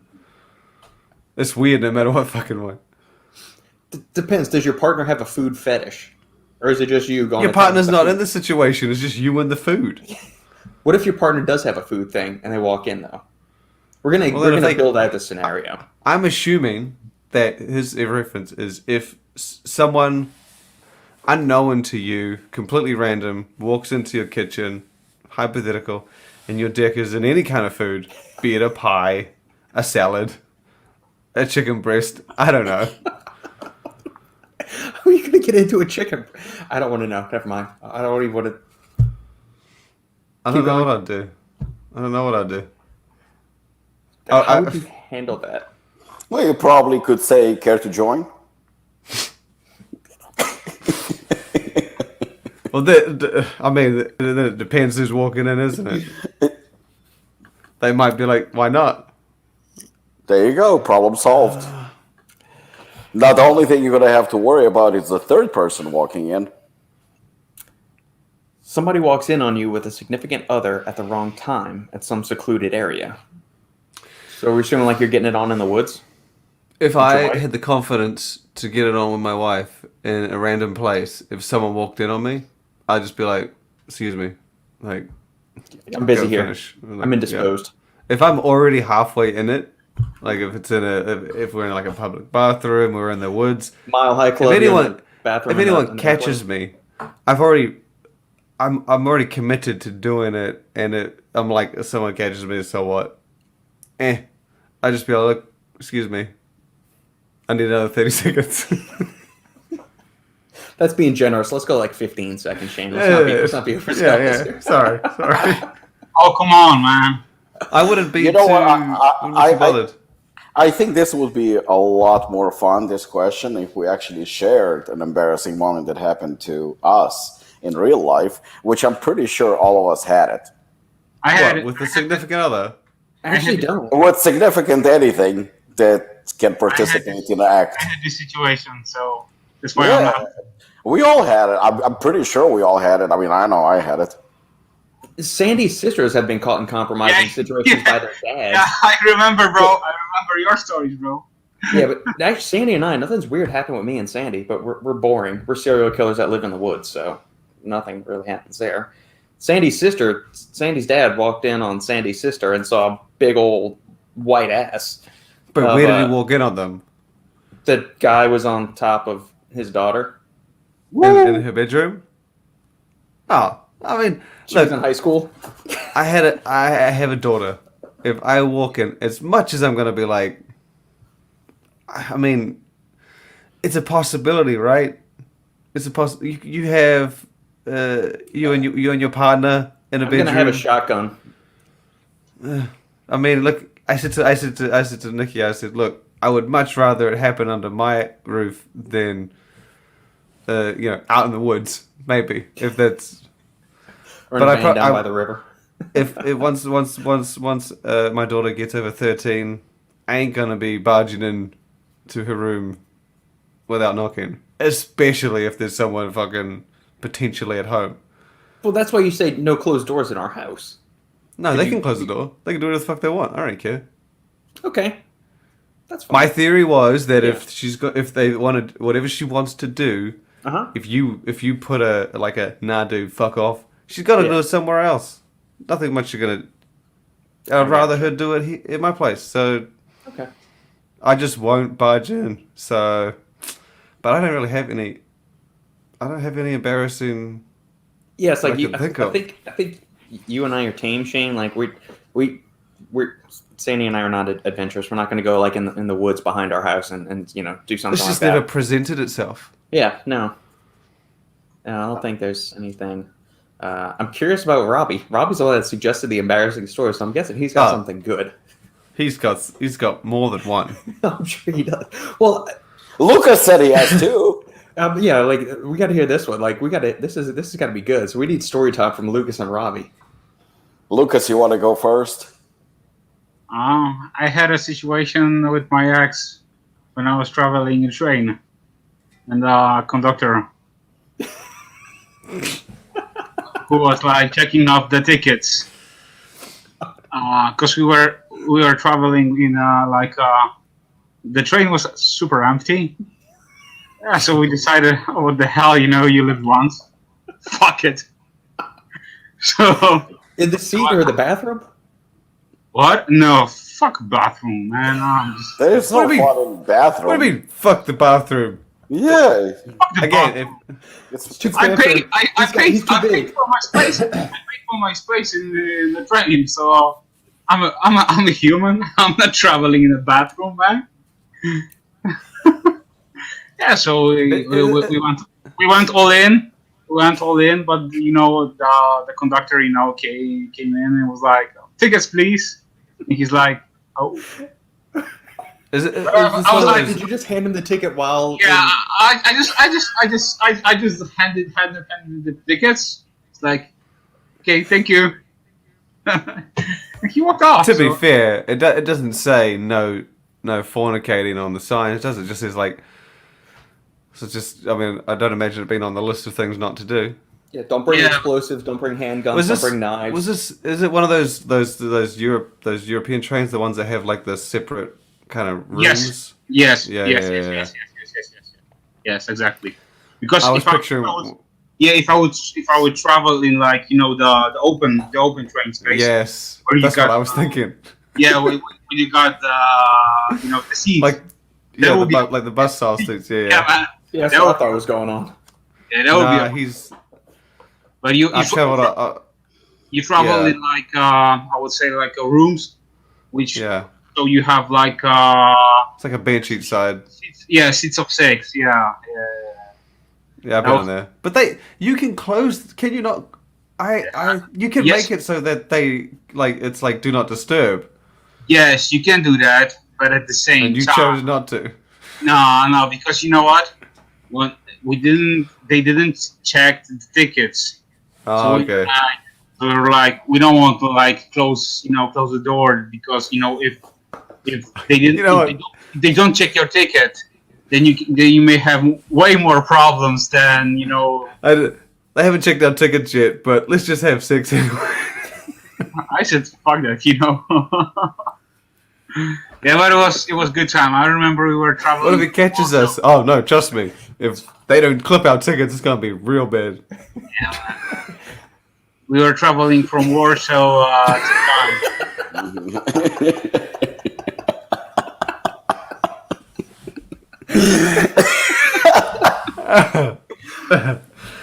I think Sean just took the comment of the day.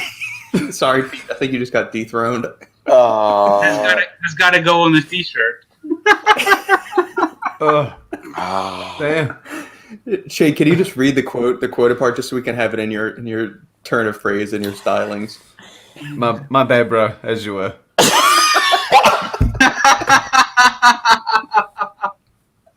It came out actually very believable too. Oh my god. That's a good one. Robbie, answer my question, guys. Now it's your turn. You did not go too far, so simply. Not too far at all. Not too deep. You did not go too deep. No. All right, Robbie, go ahead. So I just thought of two. I was seeing this girl in South Africa, and I mean, we only met at the party, and one thing led to another. She invited me over to her place, and she was very, very, I mean, I knew she was living with her parents, I think. So she goes to me, well, they are asleep, let's just go to my room. Went to her room, and obviously got into a situation. And right in the middle of it, the door opens and a child walks in, had to be maybe 6 or 7 year old. And I'm completely freaking out. Like I fucking jumped off of her. And she goes, oh, it's okay. It's just my son. It was... Oh. Yeah. Oh. Yes. And are we talking about a girl that was, she was at the time maybe 21, 22. So she probably had it when she was like 15 or 16. That was both embarrassing, scary, and confusing. But that was like, whoa.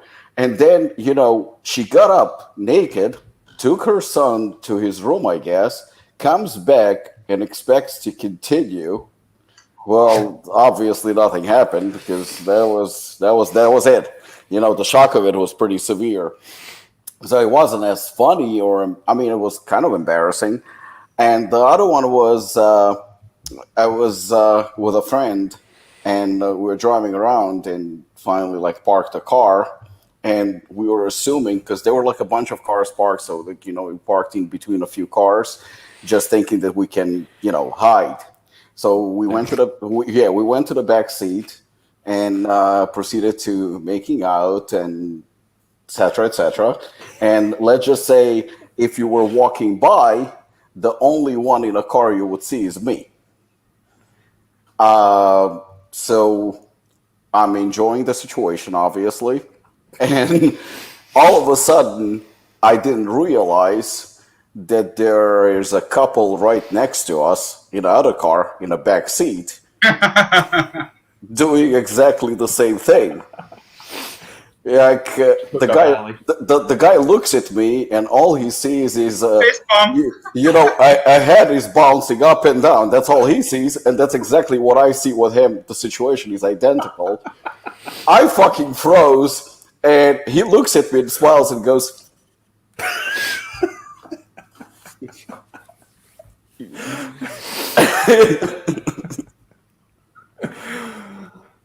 Shane, would you keep eye contact with this stranger while you finish? I did not finish. I was fucking embarrassed.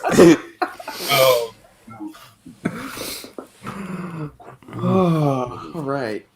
I don't know what's worse, an older person walking in. I feel like the child is much, much worse. I feel like I would. The child was not funny. I mean, it was like I was absolutely petrified. But the other one was kind of funny, but it was not funny at the time. I mean, it was funny for him. He handled it way better than I did. Just give him the thumbs up back. No, fuck that. Yeah, he broke my concentration and should have just cleared out the window and been like, mental drive. Swap. Your place or her place because it's your place. Submission. Oh my goodness! All right.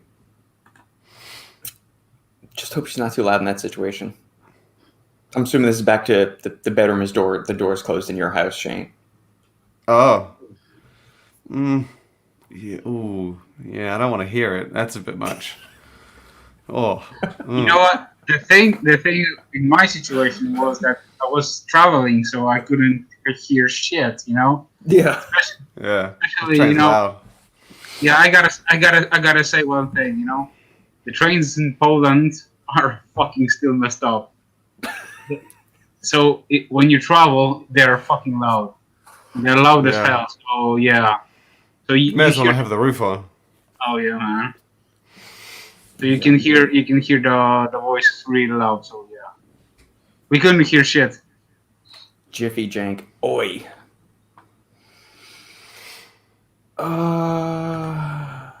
I love meal prep. I've got sweet potato fries, 8 large ones, bacon wrapped asparagus. There we go. Chicken quarters and broccoli crowns. That sounds like a solid meal.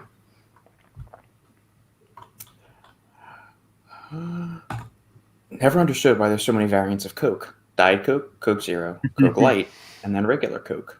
Don't forget Cherry Coke and the Cherry Vanilla Coke. Not a fan. I don't know why there's so many 0-calorie ones. It's different sweeteners in each of those. So, there's a Splendid Diet Coke, there's a Coke Zero, there's an Ace K only Diet Coke. I think. By the way, are you a fan of a Coke or a Pepsi?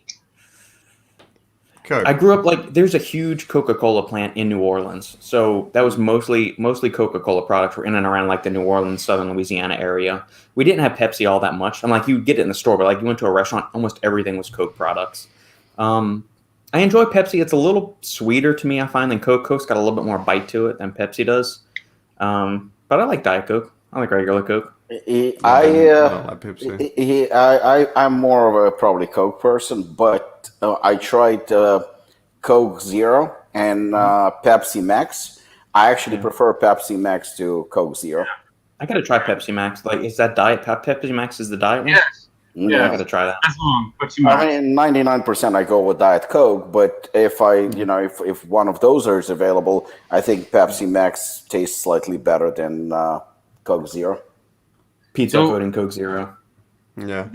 They recently released here Pepsi Max, and it's with mint lime. Ew. Bro, Ugh. I was Mint exactly lime.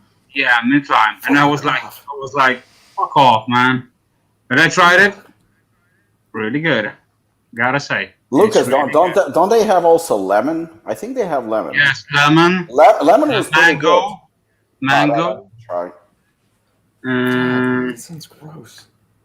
For me, Zero, Diet They Coke. got Pepsi Max, lime, lemon,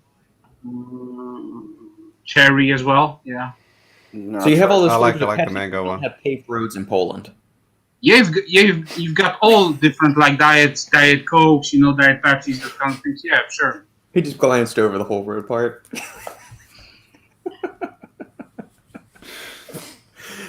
Coke Zero or Diet Coke, gentlemen? Diet Coke. Coke Zero tastes sweeter to me than Diet Coke does, I Yeah, think. that's why. Yeah. Like them both, but Coke Zero tastes better. See, I think I'm gonna go with Pete on this one. I think I like Coke Zero just a slight bit more. I'll do both though. I'm gonna be just stupid though, because I just like the logo for Coke Zero. I'm not a fan of the bright label of Diet Coke. The I silver probably can. couldn't tell the fucking. If you gave me like a blind test, I probably couldn't pick them apart. Yeah. But I just like the Coke Zero because it comes in a black bottle sometimes, a black can. Yeah. It's literally the only reason. So what about Sprite? I like Sprite. Yeah, Diet Sprite's good. Yeah. I like Diet Diet Sprite. Sprite. But do you like Sprite or 7-Up more? This is like Pepsi versus Coke thing. You see this? In this case, I actually prefer Diet 7-Up. Sprite. I would go with Sprite as well. I'd have to have them side by side. I haven't had enough recently to know. The thing is that we, in like a lot of countries, Pepsi and 7-Up and all, those aren't really readily available as much as the beast that is Coke and Sprite. Yeah. It's just because when I go to the US, I go to a restaurant, I can have a Coke Zero. It's like, oh, we have Pepsi Max, and I'm like, I don't fucking remember who has what in these places. Yeah. I just say Coke Zero every time, and they know what I mean. Number Shane, you got one. to vote in your corner. Salad alone is not dinner. You need meat. This isn't one vote. This is the universe talking. I'm not gonna have only. Okay, I feel like you. I'm gonna blame you, Shane. You have created this idea that the only thing I eat is vegetables, and that I'm a vegan. Fuck no. I just have copious amounts of vegetables with my meat every meal. Oh, you have that Beyond Meat. I forgot. No, I don't do Beyond Meat. I have real meat. Fuck that fake meat stuff. Fuck the fake meat stuff. Bro, I read the ingredients profile on this shit. It's like Yeah, stick away from all that stuff, man. a Christmas, It's like a Yeah. Christmas. 7-pound burrito challenge 2 months after the show. That could be good. It's a whole lot of food.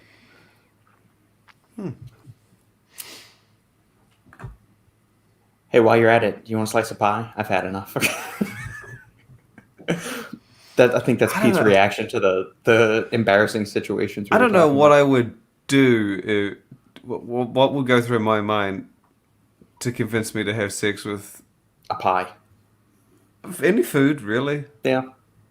Tomato, lettuce, pie. To be honest, though, as much like the movie said, a warm apple pie is probably the more comfortable of the one. That was the reason why he did it, wasn't it? He said it was the closest thing. You're supposed to feel like a warm apple pie. Yeah, that was the reference in the movie. But I don't know. I mean, Fucking grapefruit or something. no, you've seen the movie. You Have you seen American Pie, Lucas? Yeah, I saw the movie. Yeah. I saw the movie. Yeah. I'm He trying was, to he, think. was getting practice in, so he had sex with the pie.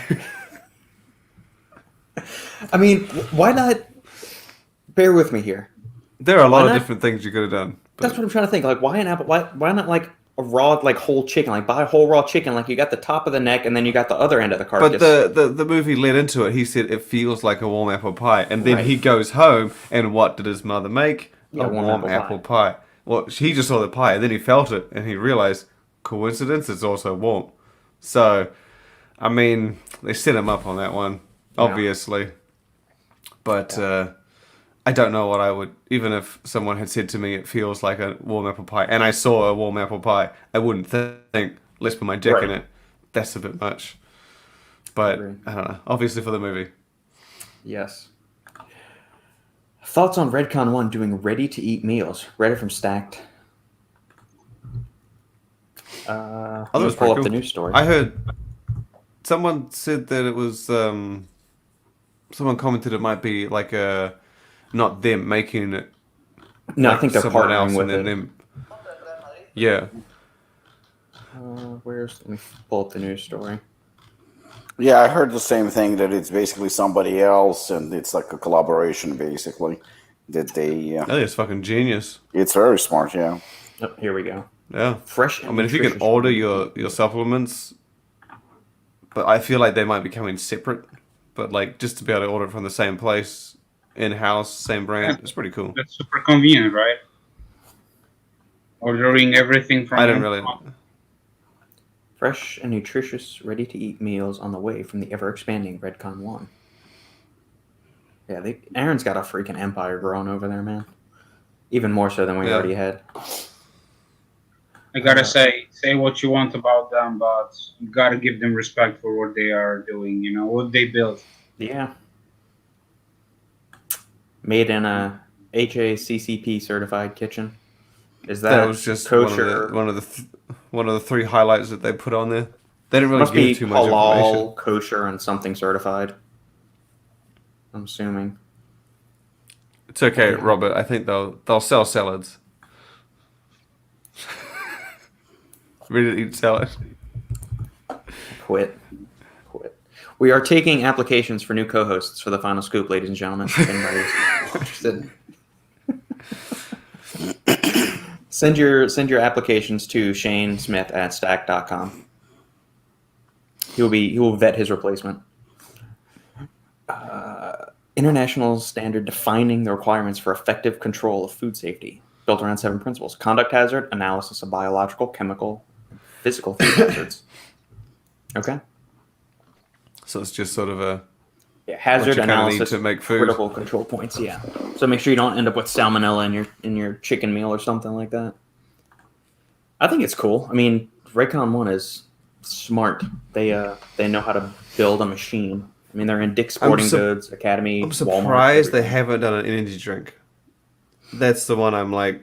Yeah. They've kind of hit every other area. They got a gym now. They got bottled water, or they're doing bottled water. They got bars. They got RTDs. They got protein. Yeah, I think they focused so much on RTDs that they and the situation with the launch of RTDs.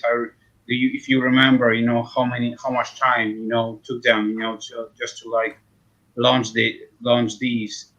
So I think that they got something in plans, but it won't be like, I don't think it's gonna be this year, but probably next year. Aaron's gonna pull off and just launch something, definitely, because he's it seems like the obvious thing for him to do. Yeah. Diet cherry vanilla Coke. That's a good one. Can't get past the cherry, man. No. It almost very tastes American. like Dr. Pepper when it's that. Like cherry vanilla Coke almost tastes like Dr. Pepper to me. Cherry is a very American flavor. Mm-hmm. It's not really something you see all that often outside of. I would say also it's like a Polish flavor, cherry.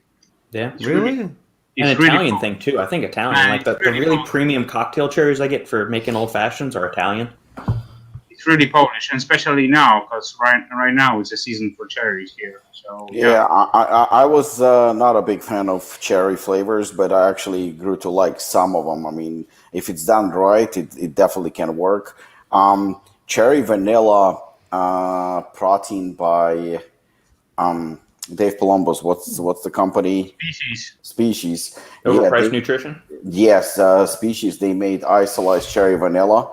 I mean, I haven't had it in many years, but that was the worst tasting protein powder ever. What did you say, Robert? Is that overpricednutrition.com? I thought that's what you fucking said. I mean, you know what? Actually, somebody asked about backstory on Apollon Nutrition. Yeah, go ahead and give that. I'll be right back. You know that Species Nutrition is single-handedly responsible, basically, for Apollon Nutrition. I mean, you gotta give us the rest of the story. Do we wait for Robert, or do I tell you? Yeah, go. He's probably taking a shit. Okay, so fuck him. So actually, when Dave was released from prison, nobody would actually, he had some challenges, some difficulties. So I was the first one to give him a shot and to do like a seminar at Apollon, and then I even had to write a letter, I think, to his parole officer because he was still with that fucking ankle bracelet and stuff. So Dave Palumbo came to Apollon. He did a seminar. And, we obviously publicized it and all that. I mean, we always had a pretty good relationship. Then maybe a year or two later, he started Species Nutrition. So when he started Species Nutrition, initially, actually, Apollon was the first one, Apollon Gym, because we known, for protein shakes and stuff like that. We were the first ones to order Species Nutrition to the gym and sell as protein shakes. I mean, it wasn't the only brand. We were also selling Labrada and something else. But Species, I mean, the profile was good. It was isolate, all that. It didn't taste good at all. I mean, it just, like I said, I don't know if they changed it now or not because it's been years since then.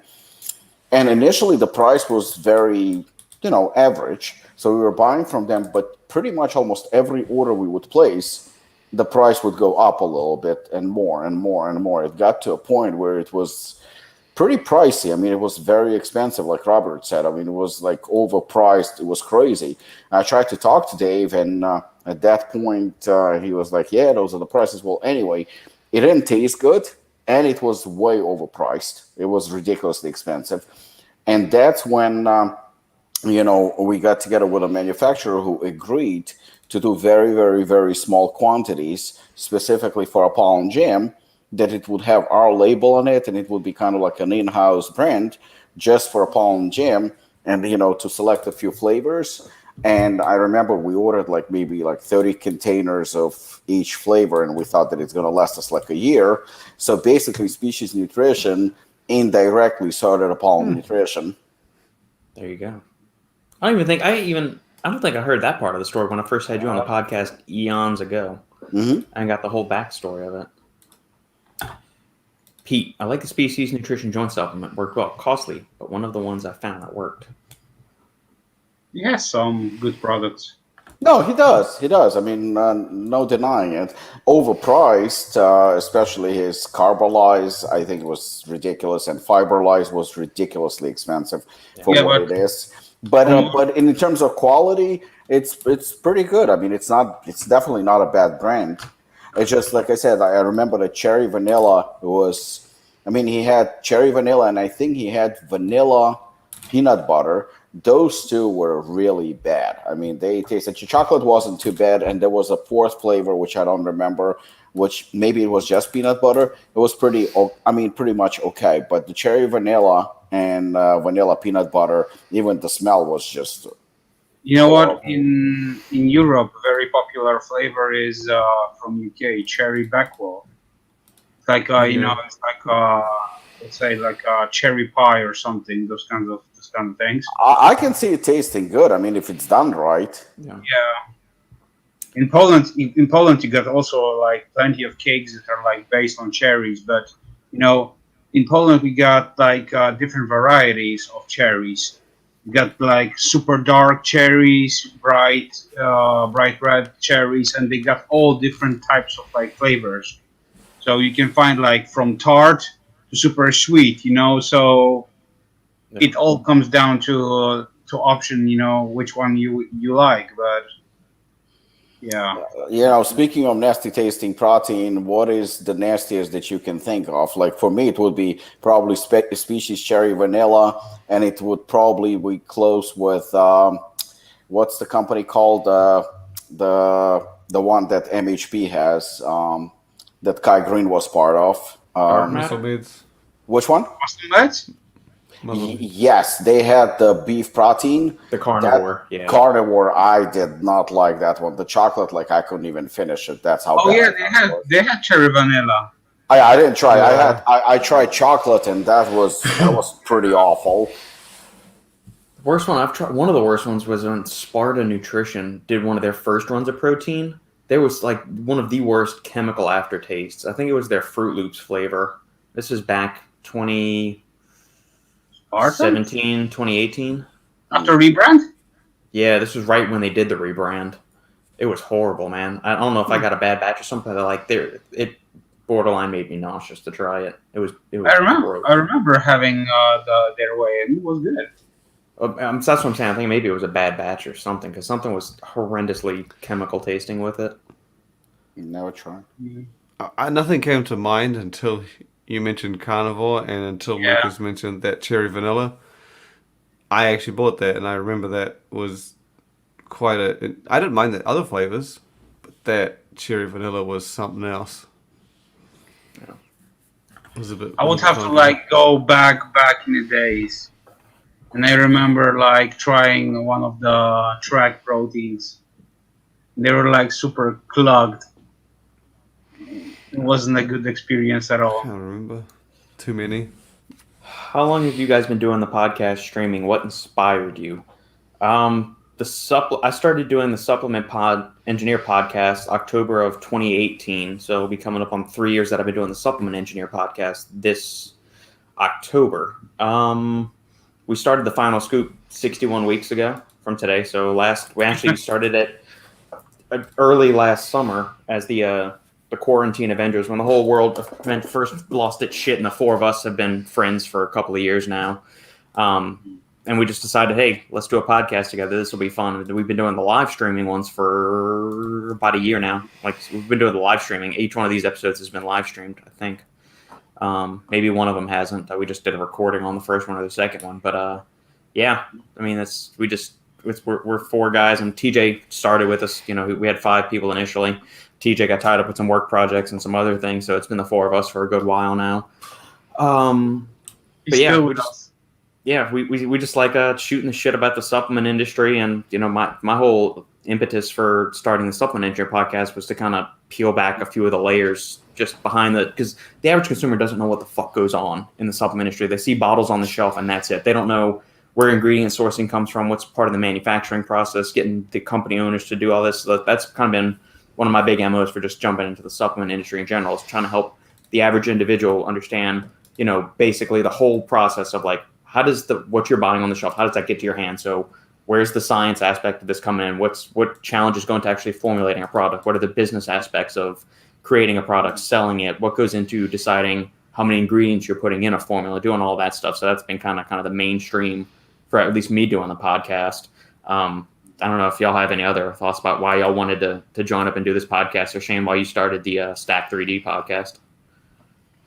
I was actually just looking, and I did my first podcast episode in 2014. And I know the only reason I fucking did it because Lukasz said to do it. He's like, you should do a podcast. And I was like, no one's going to fucking listen. Why? He's like, just do it. And I was like, what's it going to be about? He's like, I don't know, man. Just do it. I was like, for fuck's sakes. So I did one, and I think I did it for a few weeks. I didn't say that. I said it. I remember what I said. I told you to make news about the site, to put the information. Yeah. Yeah. But originally you just kept being like, you should do one, and I was like, you're not giving me any ideas, man. And I was like, what the fuck am I going to talk about? And then I did it for a little bit, and then I stopped for a year or two, and then I started again because you were like, you should do it again. And I'm like, for fuck's sakes, Lukasz is the only one that listens. And then I stopped again, and then 2 years ago someone was like, oh, you should keep doing your podcast. And I was like, oh fuck, there's 2 people who listen. So I was like, okay. So I started doing it again. And now I just... Don't forget Brooke. Brooke listens too, so you have at least 3 people. Yeah. No, we listen. It's all right. I think that, if I answer it with humor, I would say it's because we have no lives, we're boring, and we have no friends, and everybody hates us, so we just, kind of like inglorious bastards. But that's not funny. That's true, isn't it? It's kind of, it's true. I mean, I don't have anything to do. Me neither. Nobody likes me. But I think that what Robert said, it's kind of true. For me, it was number one, I get to hang out with friends and people I like that we can just talk about. Your question was actually about topics of discussions and whatnot. And we don't plan this unless something major happens in the supplement industry, breaking news or something like that. So obviously we'll discuss it. But it's like kind of like one of my favorite comedies series was Seinfeld, and I remember they said it's a show about nothing. So this is about nothing. This, we talk about movies, we talk about food, we talk about films and jokes and supplements. Of course, they also play a huge part. We answer questions and just being ourselves. I think that the main thing is that what kind of inspires me, besides what I already said, is the fact that we don't filter each other. We actually speak our minds. We don't plan on this, and we can be ourselves. And there is so much information that is lacking because there is a lot of misconceptions, a lot of misunderstandings, a lot of dishonesty. And we will just tell you the truth regardless of who you are, what you do. And I think that that's what makes it kind of stand out. And I think that's the reason why the podcast keeps growing, because you can literally ask us anything and we'll gladly answer. Yeah. And we're not bought and paid for by the supplement industry, like several other outlets. Robert is the expired protein bar buying engineer. Yep. Lukasz is the human guinea pig. Yep. Shane is the carb deficient journalist. And Robbie is the angry one. I'll take it. There we go. Shane, you have 4 listeners now. I got 4. You have 4. Bro, we are progressing. We are. Yeah, it's only taken, 8 years? Brooke, I love this podcast. It tells you what's really happening in the supplement industry, and the conversation is hilarious. There we go. We're changing lives. Changing lives, gentlemen. The thing is that comments like this makes my life so enjoyable. Yeah. It's awesome. Like I love hanging out with you guys every Saturday. Sandy will, she puts the halfling to take a nap, or when we come and do this, she always says, "Go have fun with your friends. Go have fun with your friends." Listen, if only one person would listen to our banters like every week, I would still do this show. Yeah, I mean, just because it's like the highlight of my weekend. Right. Yeah. That's the whole reason I started the podcast. I do work for other things. I don't buy any, I don't have sponsors for the podcast. I'm not seeking any sponsors or anything like that. It's like, hey man, I'm doing this just because this is a passion project for me. Like all the interviews and everything and doing this each week, it's just for fun and help put more information out there for people. Shits and giggles. Yeah, man. It has been a nice replacement, because it started after COVID happened. So it's been a nice replacement to seeing people at expos. Oh yeah. I see the same 3 motherfuckers every Sunday instead. Hello. Hello. What the fuck are you doing? Oh, I thought you were taking actual call. I was. Nobody was answering. Nobody answered. So, if you want to answer when I say hello the second time, just get the hell out of there. AB. It's in the comments down below since you're watching on YouTube. thesupplementengineer@gmail.com. Lukasz, you need to get out of the dark room more often. Yeah, is there a reason you haven't ever in the history of this podcast Fuck, turned the lights on? I just told you guys he's in a fucking toilet. Is there a reason you have? Is there no light in there? Do you like the dark? What is it? I can light up the room. There we go. But it's like, it's not the same vibe. I don't like. Lukasz had to prove a point that he has light, because the next thing Robert would say, no roads in Poland and no electricity. Nope, they still use oil lamps. It gives a different vibe. Yeah, it doesn't look like a fucking murderer's basement, okay? That's what my basement's going to look like when I move to the woods. That's what it's going to look like. Yari, does caffeine impair blood circulation? Like I said, 2 weeks ago, it was like blurring light. Now it's like super dark. So yeah, but I just thought it was interesting that I've never seen you turn the light on. I don't know. Yeah, conserving energy. He's doing his part to save the environment, Shane. You know what? I like They probably don't have many power stations. Hello, darkness, my old friend. You know what it just made me think of? Like, Lukasz looks right now in the dark, like fucking in a It movie. The clown fucking pops out of the dark. Yeah, that's Lukasz. No, caffeine does not impair blood circulation. If anything, it actually supports increased blood flow and all that good stuff. Yari, there's an article on the Supplement Engineer website that I wrote. Go to supplementengineer.com and look caffeine, blood flow, caffeine restricts muscle pumps. Ironically, this was the turning point in Apollon pre-workouts when dumbasses were throwing around that it impairs blood circulation. Robert was the one who proved the point and wrote the article and everything else, and just all of a sudden tables turned and caffeine started to be, nobody was paying attention to it. But it's a good question because there are still people who believe that, and there are still people who make those claims. Yeah, that article's almost 3 years old now. Look at that. Getting old. That's what pisses me off. The people don't read these days. Yeah. So you can see all glorious words, all that. See. One person on the internet will say it restricts your blood vessels, so please don't take that much. Blah blah blah blah blah. And so yeah. And then you want to get into all the exact mechanisms and the nerdy shit of how caffeine does not actually block blood flow. That's the main part right there, and some more fun graphics and all of that stuff. So, yeah, graphics are the best, man. Yeah, man. Robert was renewing his auto warranty. Yeah, the little robocall that I got. They just tried to call me again. They've called me 2 more times. I love this podcast. Tells you what is really happening. Oh, we already got that one. We did. There we go. That's what people fit into my sense of humor. It's nice to see you stick to your morals and not shill products because you get paid. Yep, I'm being subtle. We get paid by Brooke every week.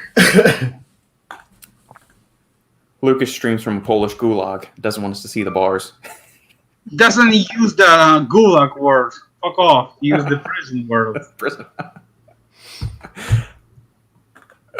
What is prison in Polish? Więzienie. Okay. I gotta learn I Polish. honestly heard a completely different word, but I won't. What word did you Say hear? it. A vagina? Yeah, it's exactly what I fucking heard. He just said it with like a twist, like with an extra e, and I was like, say it again. Now, no one, you're only gonna hear this. Trust me, say it. Więzienie. Yeah, you see. Now everyone that is only gonna hear that because that's what I heard. And now Lukasz, every time he says it's gonna be like, God damn it, does sound like Virginia.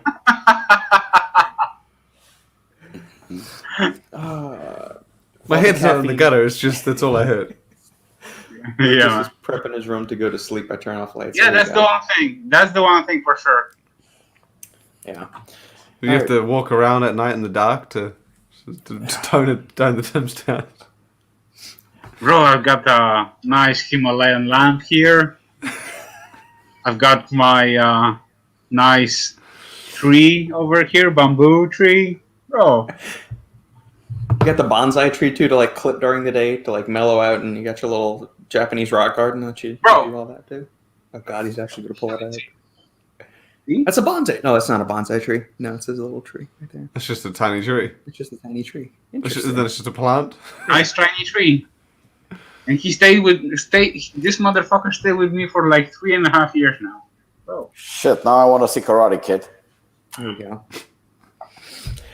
Jojo, Robert, I was out of service for a minute. Did you touch on the tolerance to subs? No, I've got. That's why I went and grabbed my phone a few seconds ago. So, question of the week from Jojo. Question: I just thought about while watching when you were talking about mushrooms, and you can answer here or on the next podcast. As humans, we grow tolerance for stimulants. Do we not grow a tolerance for other kinds of supplements, whether it be something like lion's mane or creatine? I understand they're completely different, but why can we grow tolerance to stimulants, but typically not other supplements? As much as I'd love to answer this, I feel like this is a question for you. I was going to let the gallery feel it. I mean, this is not my No.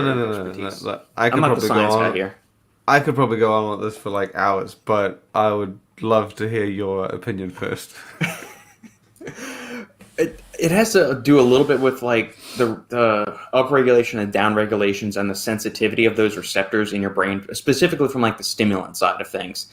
I'm not an expert on this by any means, so it's going to be, I'm speaking in very general terms for all of this stuff, because I don't know the exact mechanisms, but it's got to do with the way things are affected and like how the excitation of the neurons that are going on. Like, so that's why things like, crack, cocaine, all of those kind of like hyperstimulant based drugs become addictive, because they basically fuck with your neurochemistry, and your brain needs that fix to keep that high going there.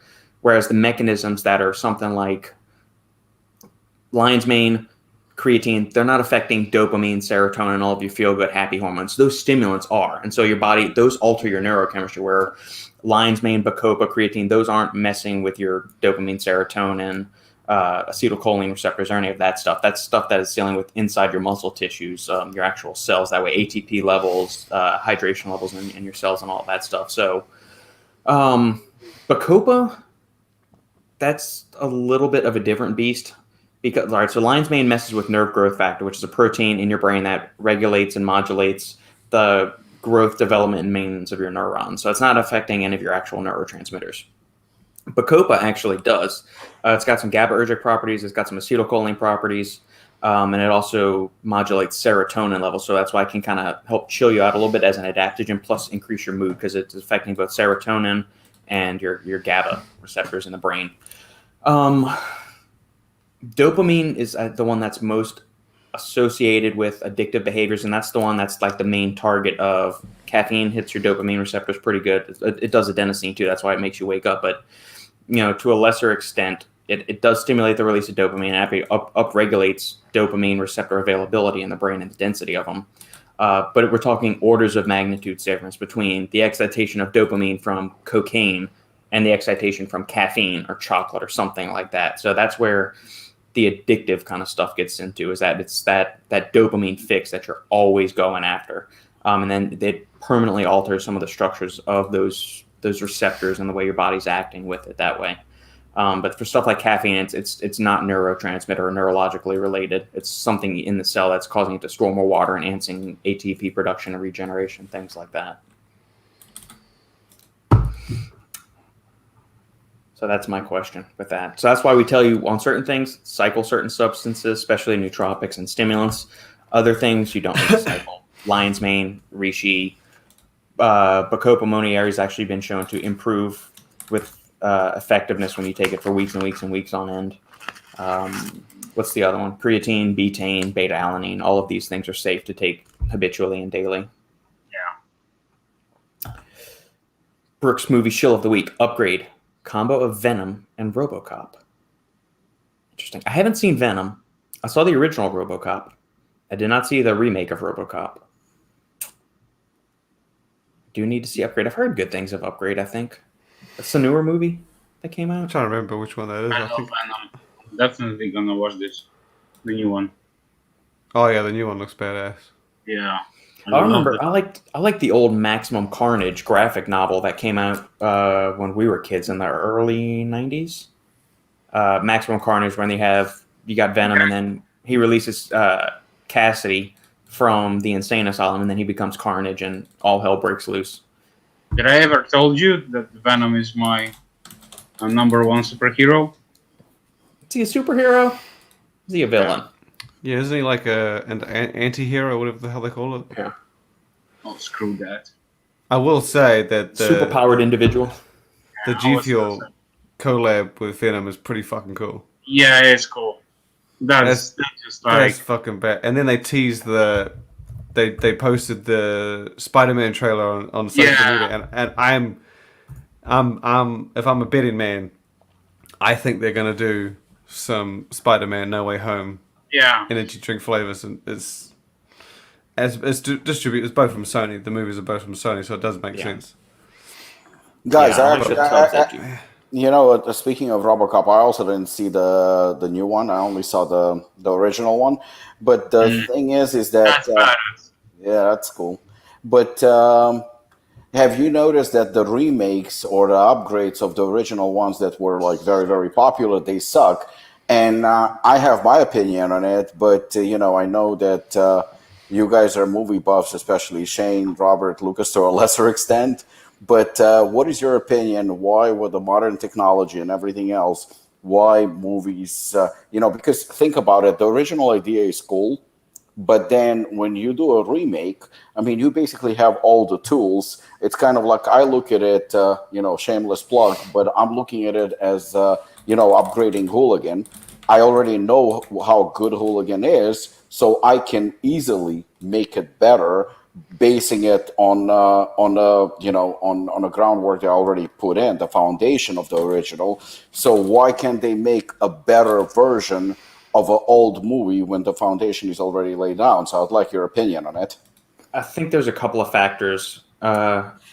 Lazy writing. So they already know that they've got the IP, so they know it's a successful franchise. So they hire some hack writer and they just think, oh, well, we know this character. We can just do whatever with him. People will love it. So poorly written script is one. Over-reliance on special effects. Just because you have the special effects doesn't mean they actually always look as good as the practical effects. So, like, looking at Expendables 3, when they're blowing up some stuff, you can tell some of those explosions are computer-generated, where if you go back and look at the old Rambo movies or even the first Expendables movie, you see the actual explosions going on. So there's just something tangible. When you can see, I don't care how good the CGI stuff that they can do is, it doesn't, a lot of the times, it doesn't actually look as good, or it doesn't have that depth or that whatever intangible factor that you can see that something's real versus seeing it being fake. The human eye or something, it looks different to me. Maybe I'm just weird. And we've established on multiple fronts I'm weird in several things. The Crocs. Say it again, Shane? The Crocs. Yeah, the Crocs. There's just something different about that. And I don't think they're doing much with the character. And they're hiring probably a poor lead to play the actor, to replay the actor. The one remake that I did think was pretty decent was the new Dredd, compared to the original Judge Dredd with Stallone. Yeah. The newer Dredd was pretty good. But most of the remakes in recent years have been dog shit, where I've seen maybe 50% of the remakes. Just because plus, we may have also be holding those movies up in an elevated status because we saw them at pivotal points in our lives or when we were children. So we have, that is who I'm thinking of. So go back, the original Batman, Michael Keaton. And I mean, I watched the Adam West stuff when I was growing up, even though it was on like syndication and all that stuff. But like Batman was always Michael Keaton for me. Val Kilmer, George Clooney, fuck off. Christian Bale did a great job as Batman. So, but in my mind, I always associate Batman with Michael Keaton and the Joker. As great as Heath Ledger was, I just always remember Jack Nicholson's Joker that much more. Yeah, what you see, I feel like that's what he said. Yeah, I feel like that's what Robert said. I think that it's just the script, definitely, no doubt about it. Script has a lot to do with it. At the same time, you have, I think the level of acting is not nearly as good as it used to be. And I hate to be that guy who says back in a day, because it's not just me. Like, I can see the younger generation, like my daughter, again, 17, she loves Rocky, but she will never put Creed ahead of Rocky. Never. That's just not going to happen. No. And you know what? I mean, you're relying a lot of special effects and you rely a lot on that. And those are expensive. But at the same time, I've just recently rewatched two scenes that both of them involve Al Pacino. But one of them was the scene with Robert De Niro in the movie Heat, where they're sitting in that coffee shop and they're literally just talking for 5-10 minutes. They're just having a conversation. Nobody's getting punched. Nobody's getting shot. There are no special effects. They're just talking. But you're so drawn to that conversation based on that incredible acting and chemistry that they have. And then, every time, this goes without failing, I tear up and, I literally cry when I watch the scene Al Pacino, Scent of a Woman, that's speech at the end of the movie.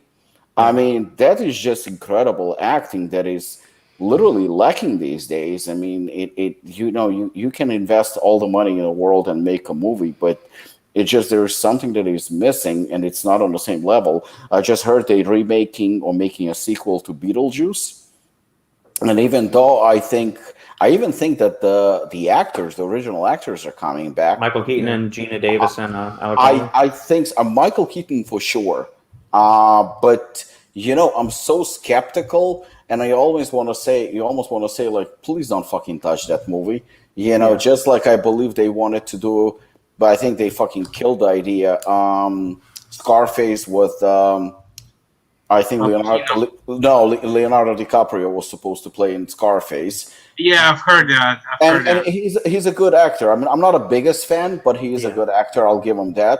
Go But see at him. the Have you same seen time, Wolf of Wall Street? yes, I I love that love movie. that That's movie. my favorite movie, I think, with him in it. But at the same time, don't forget who is the director of that movie. Yeah, You know, Scorsese. so that makes a huge difference too. Yep. And like I said, I'm not a biggest fan of Leonardo DiCaprio, but in that movie, he is absolutely fire. He's Can amazing. I Yeah. can I say one thing about Scarface? So, as far as this movie, please don't touch this movie because Yeah. this is literally my childhood, and basically it's probably one of the greatest movies I've ever watched. And some people may say you're fucking crazy, you're a weirdo, but I watched this movie, if I can recall correctly, 27 times, and I remember every scene, Yeah, it's and an I awesome still movie. I still got the DVD in my, Yeah, because it's an absolute perfection. and It's this perfection. movie is not going anywhere, and I was probably still gonna watch this movie like 20 more times. And the soundtrack and so on, so I can like literally watch it like so many times. Yeah. And also the one movie that is like, in my opinion, untouchable is the Godfather. Yeah. This movie is just like, if someone would touch this and try to make a remake or some kind of shit, nah. So I'm a big old school guy. Since you like Godfather, I'll tell you this about. I don't know, maybe 5 years ago or something like that. There was I went to the Godfather anniversary, and I also went to Scarface anniversary. Both of them happened to be in New York, with entire cast being on stage and everything else. That's awesome. That was I think that was maybe 5 years ago, 6 years ago. It was a while ago. So they were selling something during that event. So I'll tell you in a second what it was. And Carolina actually bought it for me as a gift because she knew what a huge fan I am of Godfather and everything else.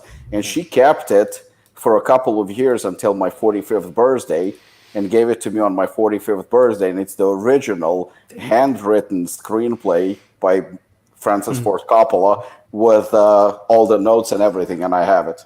Holy shit. Wow.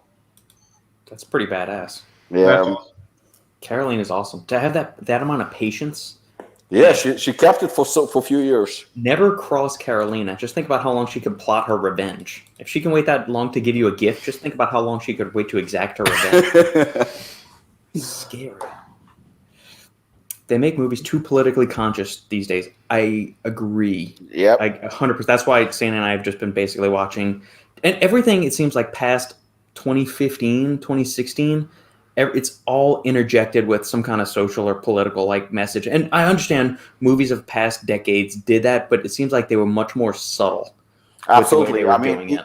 if you look at it, I think one of all-time greatest comedians, I still believe it's Eddie Murphy. I think he's phenomenal. Yeah. But all his movies in the last decade absolutely sucked. Why? Because Eddie Murphy was kind of like the final scoop. He talked shit. He basically made it funny.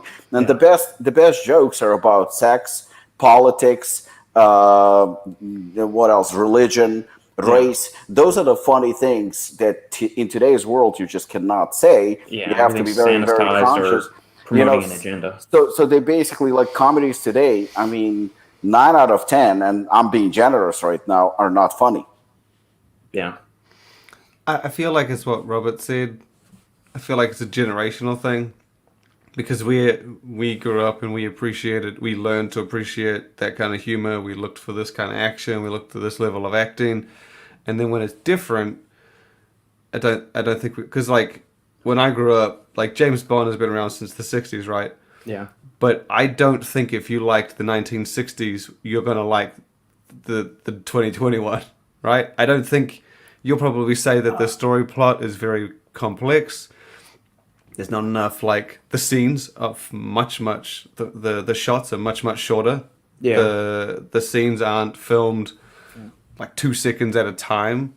Like back in the 60s, they would like go for 3-4 minutes. Yeah. Like, so if you were a fan back then, you may not necessarily be a fan now.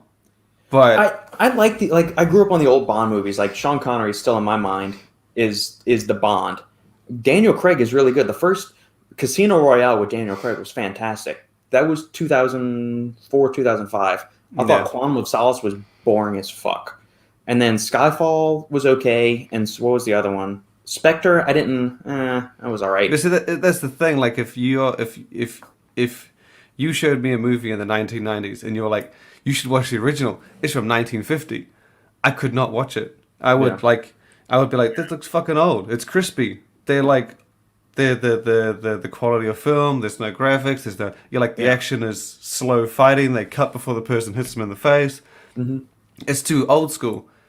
I think movies now are much the same as what we had. People will be like, if you told them to watch something from the 70s, they'd be like, oh my god, the explosions are shit.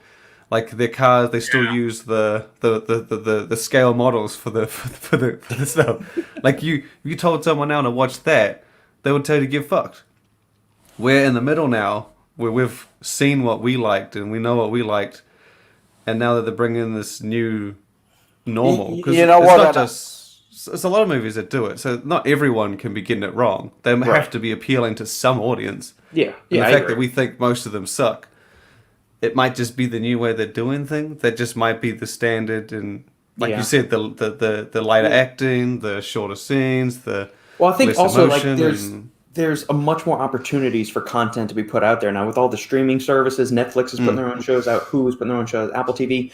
Whereas when we were growing up, and even before then, it was major motion pictures. They didn't have 18 different streaming services and direct-to-video movies and all stuff. Like you had to make everything top notch. I mean, that's why there's 4 billion podcasts, and I realize the irony of me saying that right here. Bro, there was no kind of shit like this. There was only VCR, and that's basically I mean, you just have an abundance of content, and when you open it, when the barrier to entry is so low, you get a lot of shit with that too. So I mean, it's just there's there's a wider gap now for crap to come out. Whereas back in like the golden era of Hollywood, you'd get one new movie a weekend or something like that. Yeah, but you see, the thing is everything is like kind of recycled these days. And again, I'm saying, keep repeating these days and back in the day, which I hate. But I mean, when you look at popular music, right? Like something is being released today. 99% chance by next year or 2 years, everybody's going to forget about the song. But you have certain. You have music from the 70s, 60s, even Beatles, Elvis, Bon Jovi, which is more recent, I guess. Those classics, they just don't seem to go away. And even the younger generation, they also admire them. They definitely like them. And I think that James Bond example was absolutely brilliant because, there is an exception to every rule. Because to me, Sean Connery was an absolutely, an example of a true James Bond. I think he just was perfect. But at the same time, everything in between, like Pierce Brosnan, to me, I just didn't see him as James Bond. He's okay. And, I think Timothy Dalton was okay. He had a certain look, but it's still not Sean Connery. Roger Moore was okay too, but still not Sean Connery. Daniel Craig in Casino Royale, that was, to me, that was really, really, really good. And it just shows you, like, we're talking about decades in between that, you would say, oh, shit, Sean Connery. But then you get to Daniel Craig and Casino Royale, perhaps because he is a great actor. I've seen him also, in a play on Broadway, and he's outstanding. And he had a certain look to it, too, because, all his movies, Daniel Craig doesn't really look like a superhero or anything like that. But, specifically for James Bond, you could see that it wasn't just the acting, but also physical work that he put into it. He looked the part as well. And I also think that Casino Royale, they really tried hard because even the villain in the movie, played by one of my right now favorite actors, Matt Mikkelsen, he is so fucking good. Yeah, I mean, probably one of the best villains I have ever seen. And in fact, he was so good that because it was Daniel Craig's first role as James Bond, I actually read an interview with, I watched it, I think, with Matt Mikkelsen where they auditioned him. And as he walked in, he got the part instantly. Like he was, he got the part on the spot. Yet Daniel Craig had to audition, I think, 7 or 8 times to get the part. And when he saw Matt Mikkelsen, the first thing he said to him, he says, "Who did you fuck to get the part?" Because he got it instantly. So I think that it comes down to so many factors. But I really think that maybe because it was the first time that Daniel Craig was used, but the script and the execution and the movie and the story and the action, they were just so good. And I think maybe because, sometimes when you become a champion in something, you tend to relax and you don't try as hard.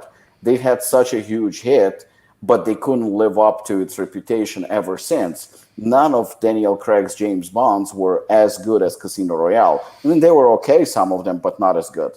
Yeah, I would agree with that. I'm not hopeful for the new one that comes out. I mean, they're going to play on the thing that he's old and he needs to be put out to pasture. I don't want to see that. I don't want to see like the whole like we got to emasculate Bond and make him feel sorry for all the shit he's done, or those kind of storylines. I don't care what franchise you're doing it with. None of those make me feel like it's Rocky V. I didn't like Rocky V because of that. They're like, oh, he's weak and frail now, and then he's fuck off with that, man. We want to see the heroes be badasses. I don't want to see like him looking back on or like what they're doing with every villain under the sun now. Oh, let's go find out what horrible thing happened to them as a child to make them be this horrific figure in real life. I don't care about that. Just let the villain be the villain. I don't need to see like why did Freddy Krueger become a Freddy Krueger. I mean, like they showed like a little 5-minute glimpse of what happened in the original Nightmare on Elm Street.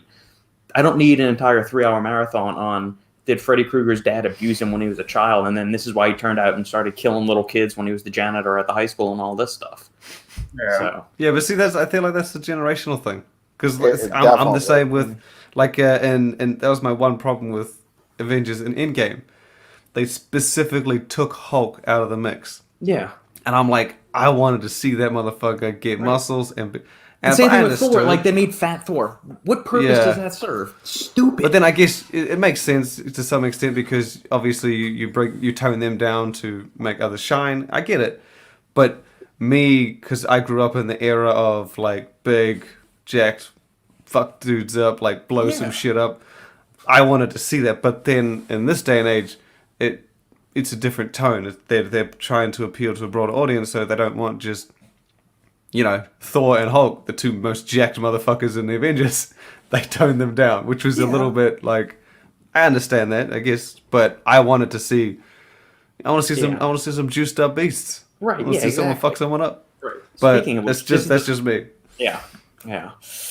This is why movies like The Hunt are kind of my niche. They mock the current culture with a hint of murder. Oh, good. Brooke, you told us about that on Thursday. I'm going to watch that tomorrow. Shane and I, we're going to go to a distillery after this. So, Hunt we're is gonna catch that tomorrow. Hunt is absolutely amazing. All right, I'll see that. Jolt, we did watch that a couple weeks ago. That was another recommendation from Brooke. Kate Beckinsale. I like it. It's an action movie with Kate Beckinsale. It's hard to go wrong. I liked her in the first couple of Underworld movies, so those are good. I'm back on that Casino kick. With De Niro. Yeah, man. Yeah, it's good. It's a good one. Him and Sharon Stone and Joe Pesci. Oh, it always hits the spot. Yeah. All right, gents. I need to be skadoodling, if that's all right with y'all. Holy crap. Oh, man, we were for 2.5. Jesus. Time flies when you're having fun. Yeah. Oh, all this fasting, I'm gonna lose some muscles.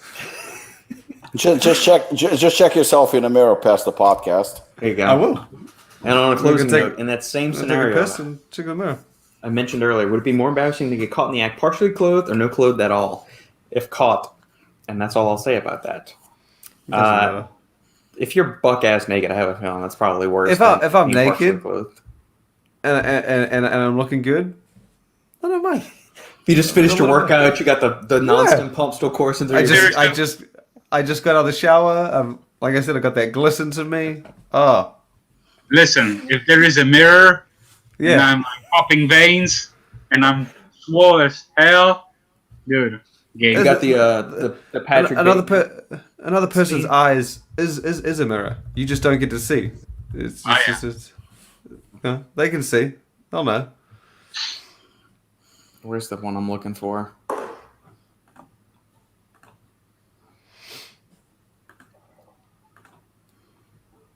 I have a feeling is this Shane? What are we looking at? Have you ever seen American Psycho, Shane? I have. Yeah, that dude's a little fucking weird. I know what you're talking about, and no. I know the thing you're talking about, and Everybody's homework. Go watch American Psycho. that's literally what happens when people live in the woods by themselves. To be fair, he's in the finance sector in New York. He's not living in the woods. Yeah, that's why he's fucking psycho. He probably would be more comfortable living in the woods. Wouldn't go around killing people, would he? No. That's where they live. That's what happens when you bring someone from the woods into the city. They kill people, such as people who live in the woods. See, Lucas. All right, my friends. Thank you for hanging with us. Again, as always, we appreciate your support for the podcast. I feel like we're doing here. Make sure to like, comment, subscribe, share the video with family, friends, and loved I ones. feel like you gotta Lucas try the closeout. All right, Lucas, do the closeout. How do we do it? I just want to say to our listeners, thank you very much for this episode, for tuning in. If you like the show, please comment, like, share, subscribe to Robert's all socials, to Stack 3D all socials, to Apollon, and use the code Final Scoop for huge, big, fat discount. And yeah, that's about it. Don't forget the Wait, algorithm. you gotta do the reviews. Yeah, don't forget the algorithm for blah blah blah, something. That was the most The unenthusiastic. mighty algorithm that was what? Dictates. Yeah, that's the one. Oh man, if I need a motivational speaker, I know who to come to. All right, everyone. Thank you again, and thank you to Brooke for the $5 donation. We'll see you all next time on the Final Scoop. Much love, Brooke.